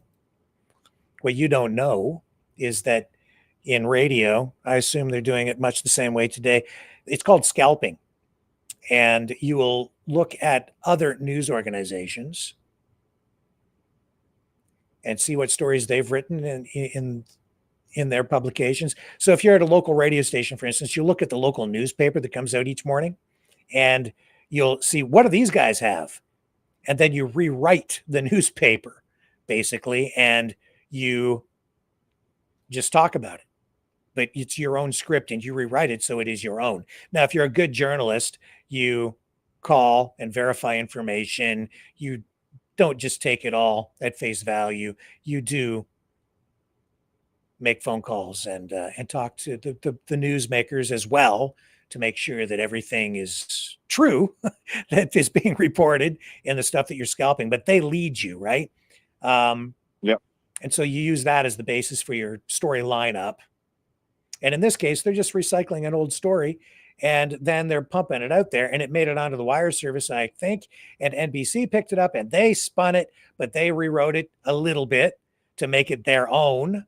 So it looks like it's fresh. So it's not plagiarism. They didn't just post it. The Forbes article, they made it their own. But it's so similarly written that you can tell that it's coming from exactly the same source. It's just being repeated. And they're using the same headlines and everything. But they're leading you to believe that this is such a rare event that it screws with your mind. And then you get people trying to figure out why, because they don't really clearly explain why in the articles or in the reports. And then it leads people to where? It's the geoengineering, it's the cloud seeding, it's the chemtrails, it's the government controlling everything with the planes from up above. No. In fact, the truth of the matter is, with regard to the cloud seeding, that cloud seeding that took place around the same, just prior to the floods, that would have actually reduced the amount of precipitation that fell in Kirk County, if indeed that weather system 150 miles away was even part of the impact there. Because by seeding clouds in one area, you're extracting moisture from the atmosphere. And that's why some farmers get upset about cloud seeding operations, because it's like farmers over in that county are stealing the moisture before the weather system gets over here. And that means that we don't get rain over here. That's why they get upset. It's the opposite. it doesn't make it rain more 150 miles away. It makes it rain more where the cloud seeding took place or wherever those clouds maybe go, right? But it extracts moisture from the atmosphere. And because it was so far away, it's highly unlikely that it didn't create this 1 in 1,000 year weather event. It has the opposite effect. And then what we got there, you see, it just bakes my brain, because then people jump to this conclusion that it was an intentional plot by the government to kill us all, or to create a not like a man-made disaster, essentially, is what I'm getting at, right? Hang on, I lost you here on the screen. There you are. Say. Hang on, I lost. Start again there, Dragon, because you were off the screen with all the buttons I have to click. I took you off by accident, but go ahead. You can talk again. Well, this is basically what is happening. They're trying to make you think this is what is happening, which is, well, not totally right.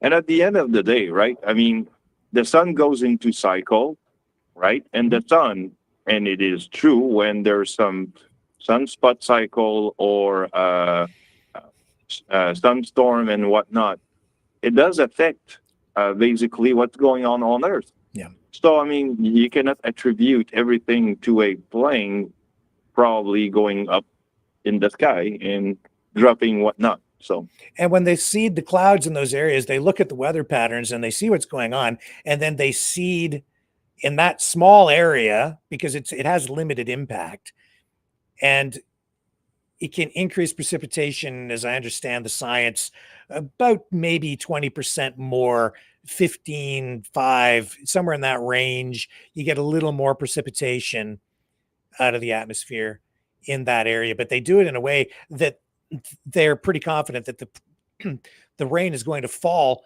in the area where they're seeding, so that because there are fees paid to try to get it to rain over that farmland. That's why it's done. And they don't want the precipitation to fall 150 miles away where the people who paid for it don't get the benefit of the precipitation. So no, this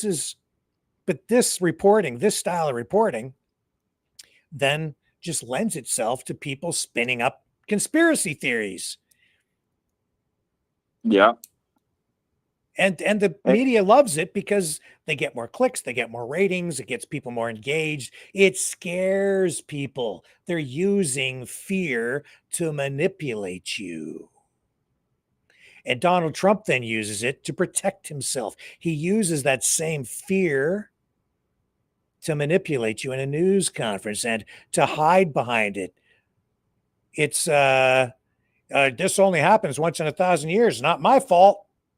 Don't blame me. Don't point your finger at me. This only happens once in 1,000 years. These guys did a great job. I've done the best job ever, the likes of which you've never seen before. Not my fault. You're evil for even asking. And how dare you ask? Nobody could foresee this once in 1,000 years. No, Donald, it's something that happens 19, 20 times a year, every year, someplace in the United States, and usually in areas that are prone to flooding already. And that's what happened in Kerr County and that area of Texas.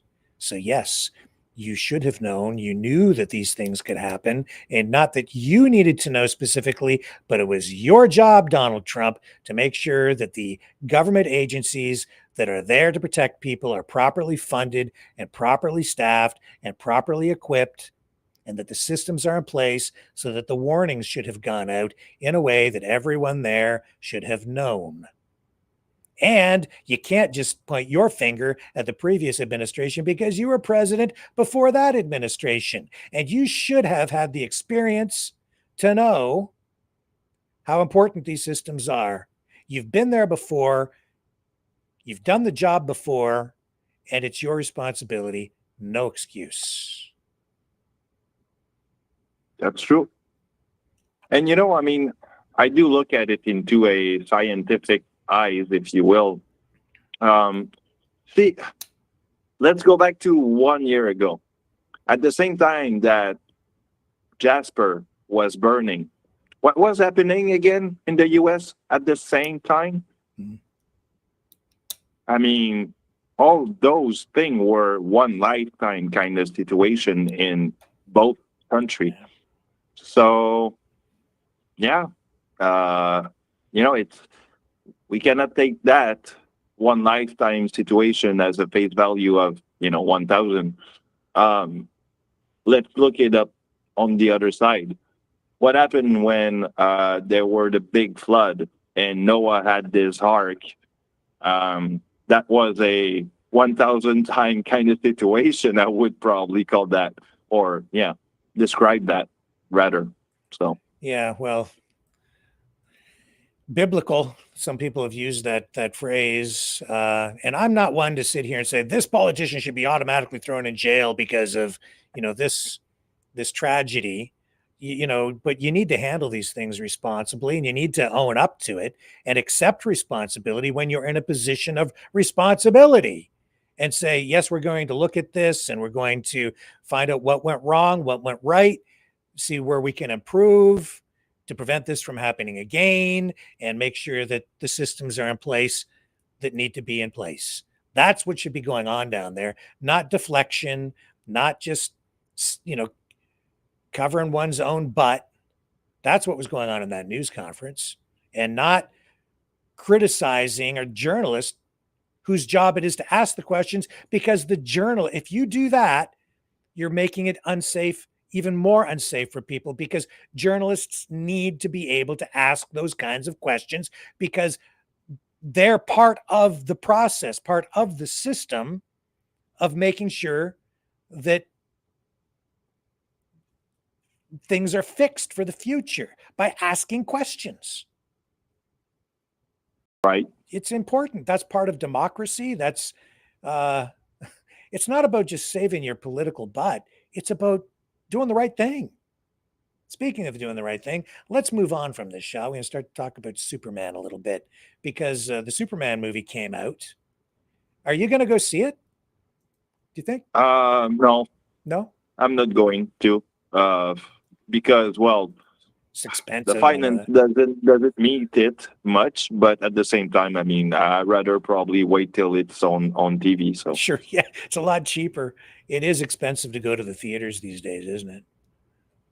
Yeah. Yeah, too expensive for me. I rarely, ever go to the movies anymore. I used to go all the time.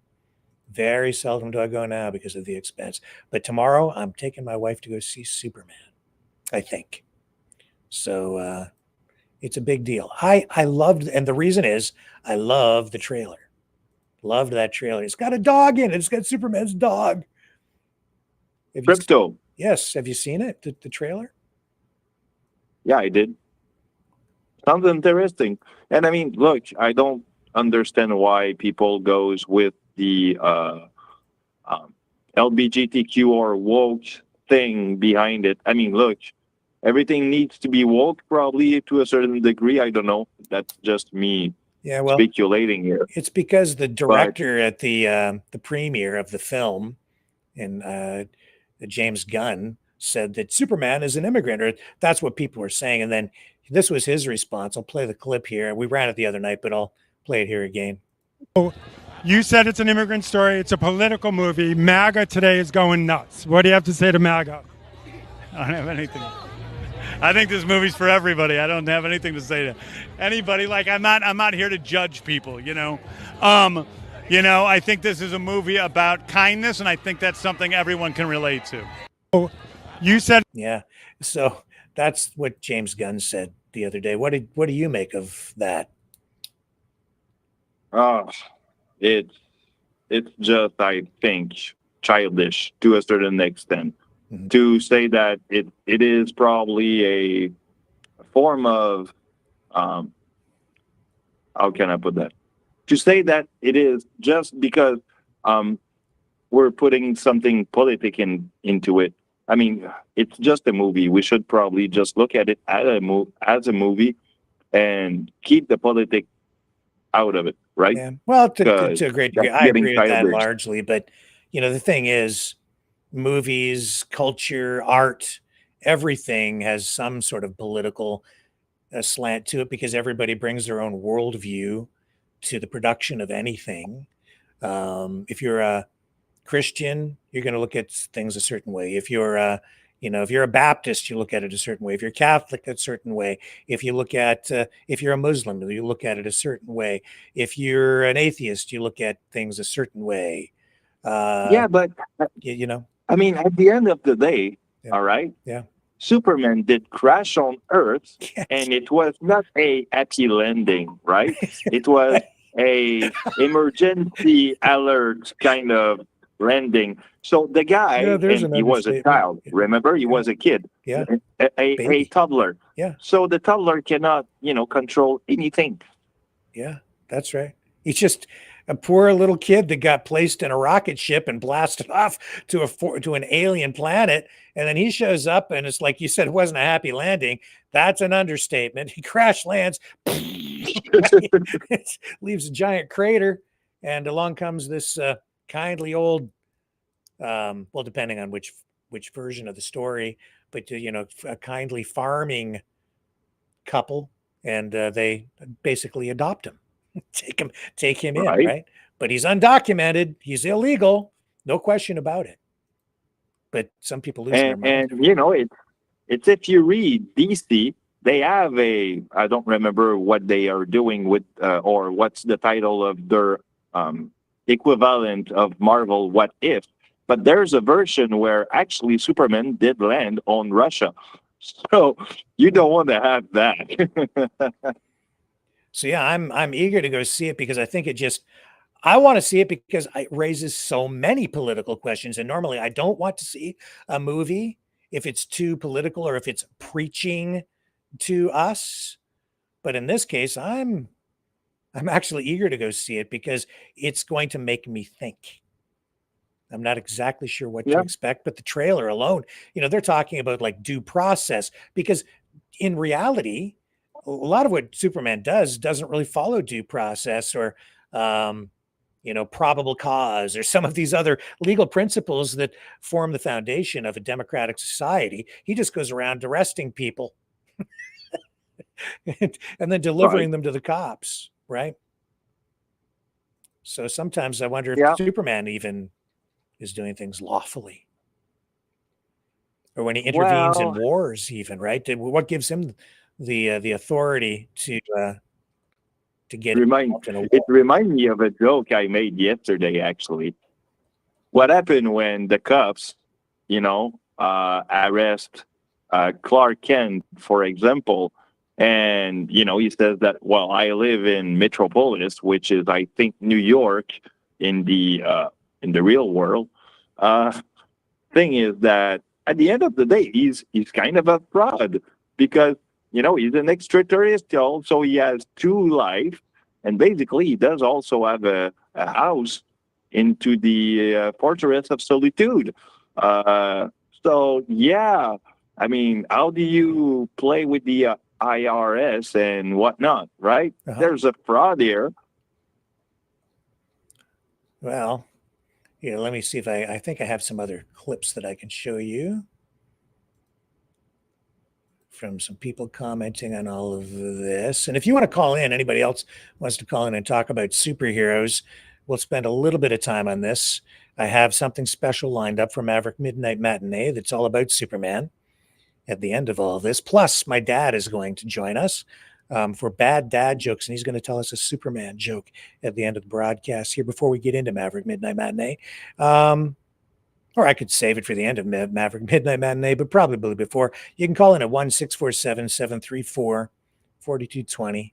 Punch in the PIN number at 860-075-764, followed by the pound sign. I'm interested to know what people's favorite superheroes are. Who is your favorite superhero, Dragon?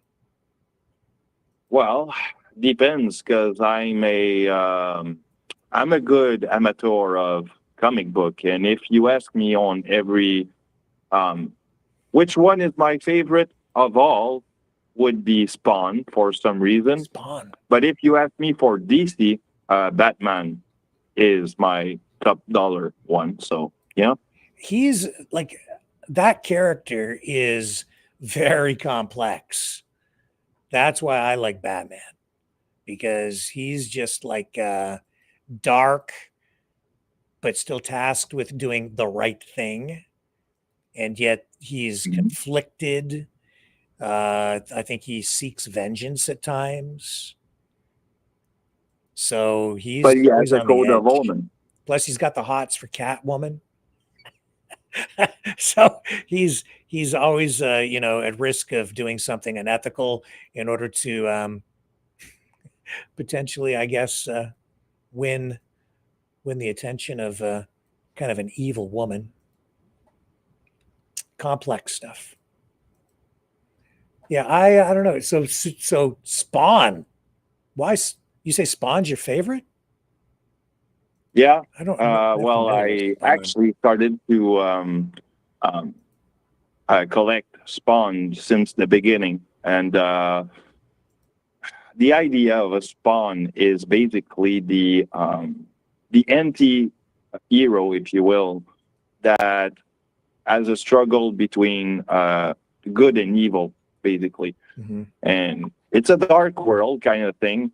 Doug McFarlane is one of a hell of an artist, because the way he does the drawing is wow. I mean, yeah. So Spawn kind of, he's like an anti-hero. He's not really a hero. He's got a real dark side. Yep. Yeah. Okay, so here's. But at the end, he becomes God. No spoiler alert. Yeah, that's a very complex story. Superman opens this weekend here on this post from Congressman Robert Garcia. Says, so Acosta and I talked about his immigration story, his billionaire arch nemesis, and how Fox News is losing its mind over a character who represents truth and justice. Here's this clip. Yeah, I'm a huge Superman fan. I actually learned English reading comics as a young kid. Is that right? I did, and I'm an immigrant. Came here when I was a youngster. That's how I kind of learned the language, and I grew a love for truth and justice in the American way, which is now obviously hated by MAGA and Fox News. And it's crazy.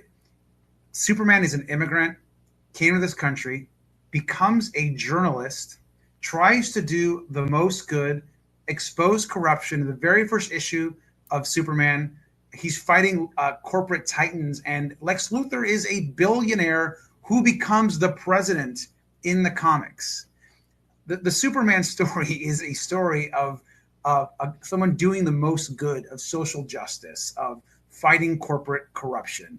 And these guys don't get to change the story because they don't like what it stands for anymore. And so this movie's going to do great. And I mean, Donald Trump is our Lex Luthor. I mean, there's no question about it. And so they can hate the movie all they want. Yeah. What do you think? Is Donald Trump to our modern day Lex Luthor, Dragon?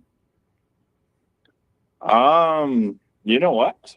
I would probably agree with that, because Lex Luthor as Trump, and for Trump, it's just my assumption, but he does have the delusion of grandeur.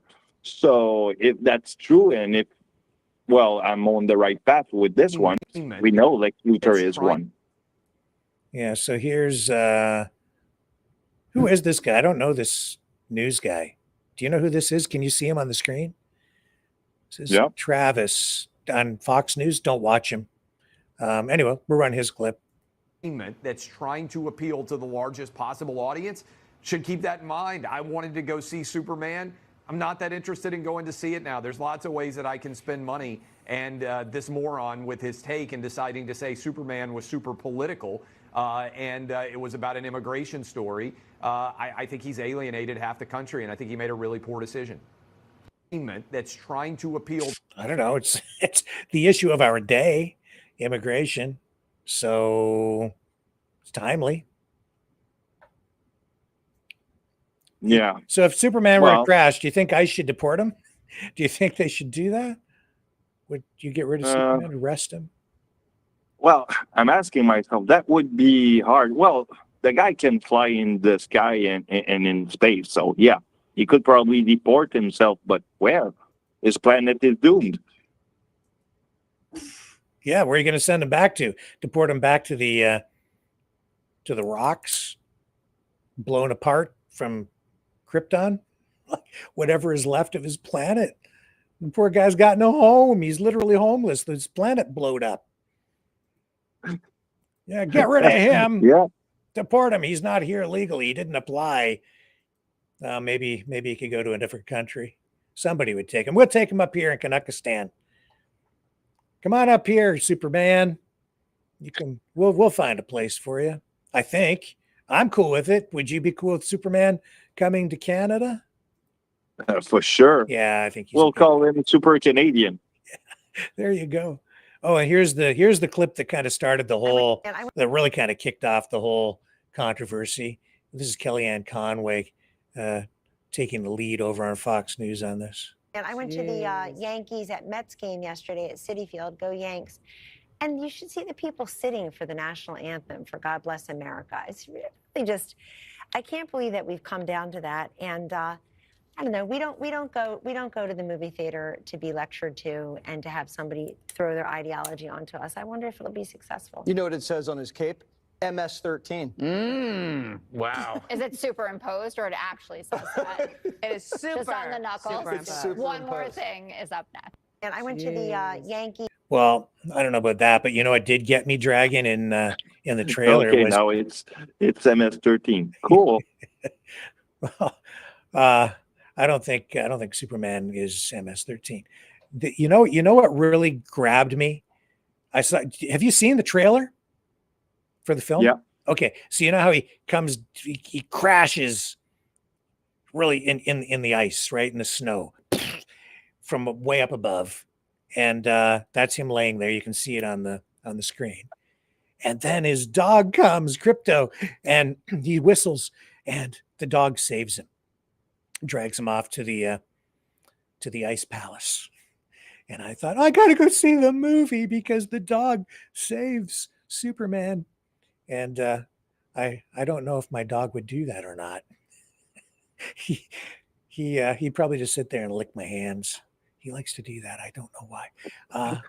But I don't know if he would grab. I don't have a cape for him to drag, so he'd have to grab me by the collar, I guess, and drag me off someplace. I don't know where. I don't have an ice palace.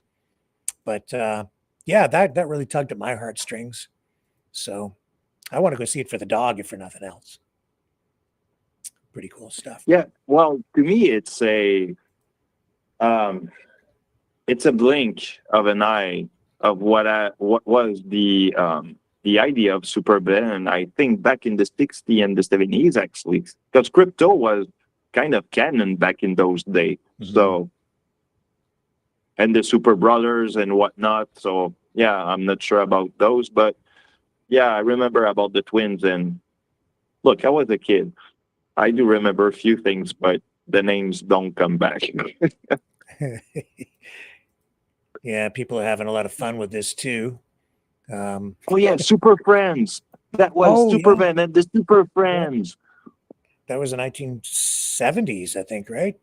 Late 70s. Mm-hmm. Super Friends. Yeah. Yeah. But it was still playing in the 80s, back in my days. Yeah, so yeah. Super Friends.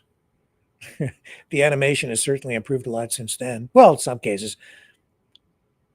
Yeah. This is funny.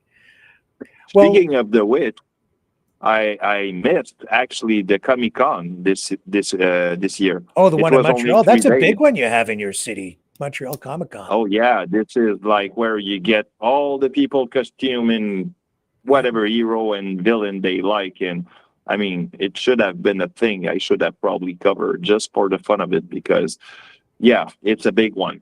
At Palais des Congrès, it's always the big one. Yeah, well, I guess at the big one in Toronto, which they had just a short time ago, I think they have 2 a year up there, I believe.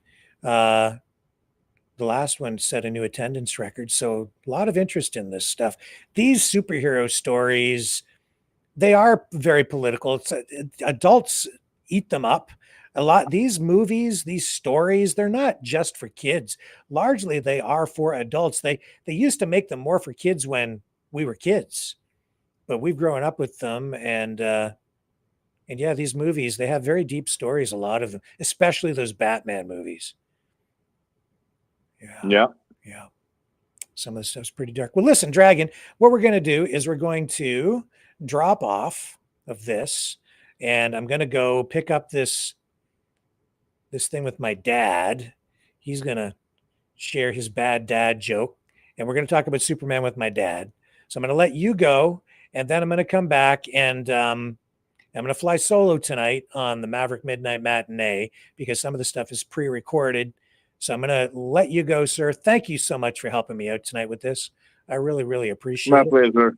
And I'll say just this thing just for the ending as a last thought. Remember, guys, the hoax behind the climate change, well, it's just a hoax. And to give you the truth, I'll say what actually George Carlin did say, as we have the consumption of that human with plastic bags and little can of aluminum did change the world. Well, I'm sorry for you guys, but the earth has been through a lot of things before us in 2,000 years of human industrialization. So man, that's it. Yeah, I hope people got something helpful out of what we presented here tonight, because it isn't just the people on the climate change side, it's the people on the other side too. They're all trying to use fear to manipulate us. And Donald Trump is using it tonight as a shield to protect his political butt.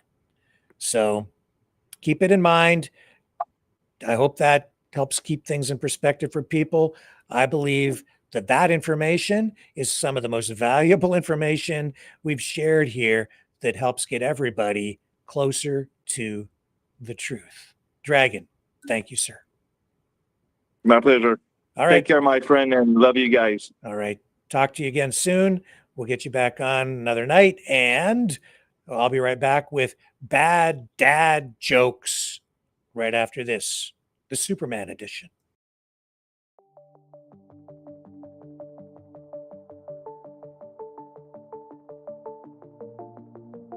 Greetings, brave Mavericks. Our quest for truth continues. We go beyond fake news. Together we expose propaganda. Together we pull others out of rabbit holes. We are maverick thinkers. We are all unique individuals. Defenders of individual rights and freedoms. Credible. Trusted. Grounded in reality. Maverick News. Maverick News. Defending free speech. Free speech. Donate at freedomreporters.com. Do it now. Tomorrow may be too late. Maverick News. The world is watching.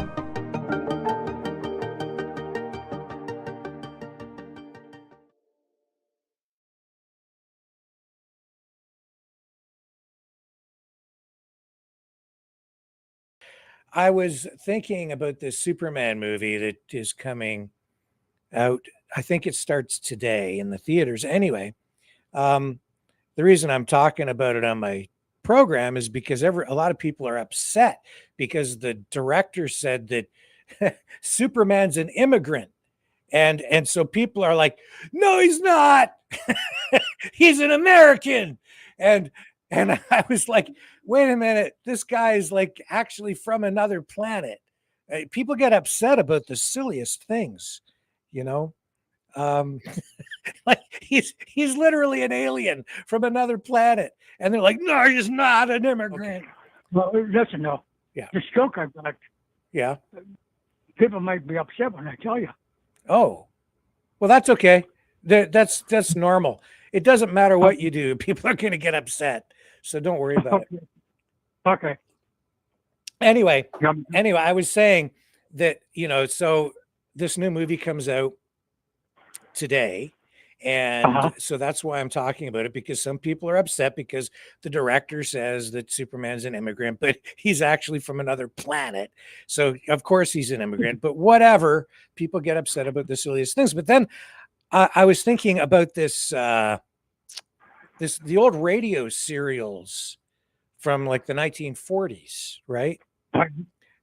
And I just wonder, I was listening to some of them last night. And I just wondered, did you, when you were a kid, or did you ever spend any time listening to those? No, I don't remember. I don't think so. So you weren't a big Superman fan? No, I don't know. Back then, I was more like Roy Rogers or. You were a little more grounded, I guess. You weren't interested in the guy flying around in the cape. You're into cowboys. Yeah. Well, that's okay. Yeah. Yeah. And then I remember when I was a kid, a couple of things about you and Superman. I remember sitting watching Superman on TV with you one night. Yeah. There was the one with Gene Hackman where he played Lex Luthor. I don't know. I just remember sitting watching that with you. And then the other thing that I don't really know why it occurred to me, but do you remember, well, I'm sure you do. I kind of remember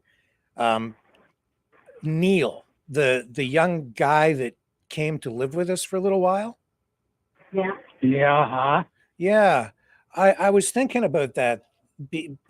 I don't know. The Superman movie made me think of that and I just try to remember what happened with that, because I was really young, and didn't Rob bring him home or something? What happened with Neil?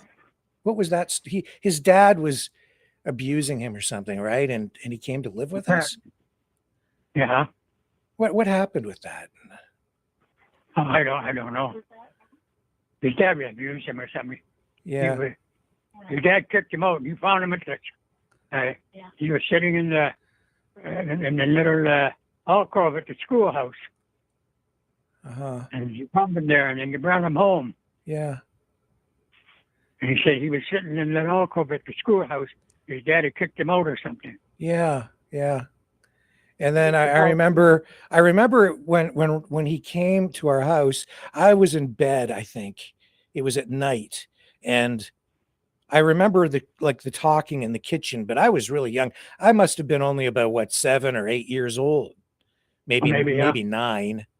And I was just trying to remember what happened with that story. And I remember you gave him a place to stay down in the downstairs. And he was with us for a while. What was it? Maybe a month or 2 months or something like that? I'm not sure. It was a couple of months. Your mom says a couple of months, maybe. Yeah, that's right. And then I don't remember a lot about him, but I remember he was. I think he went back to live with his mother or something. Yeah. Your mom said she did. And I remember he was such a nice guy. I remember he took me downtown on the bus while he was living at the house with us. And it was we spent the whole day together. And he took me around downtown.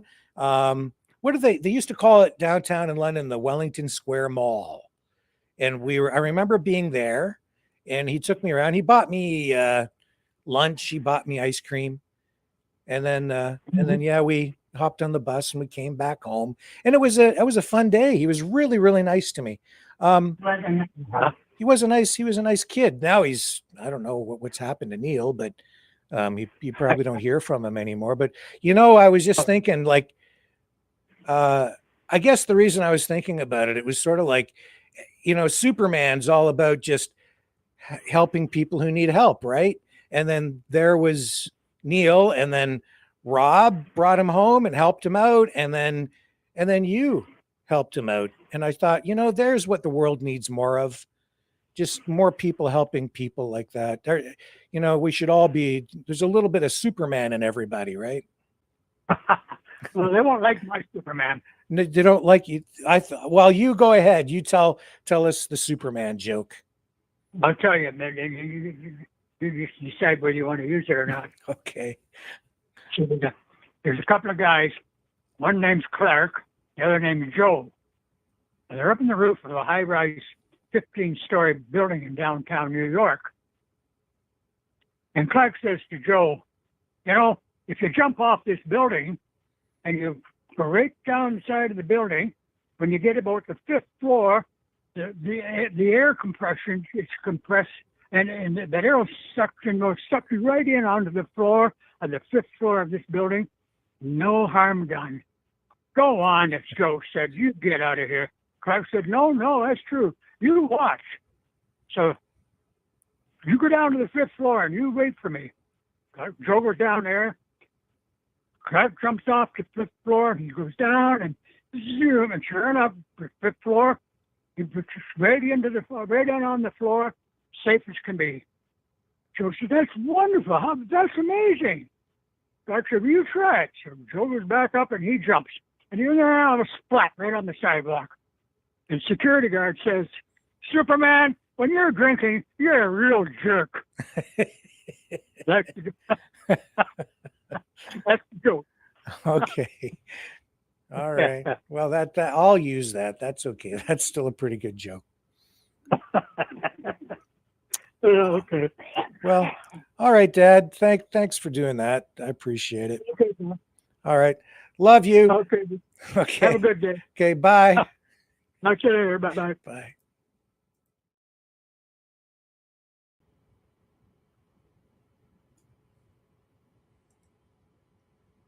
It's my dad.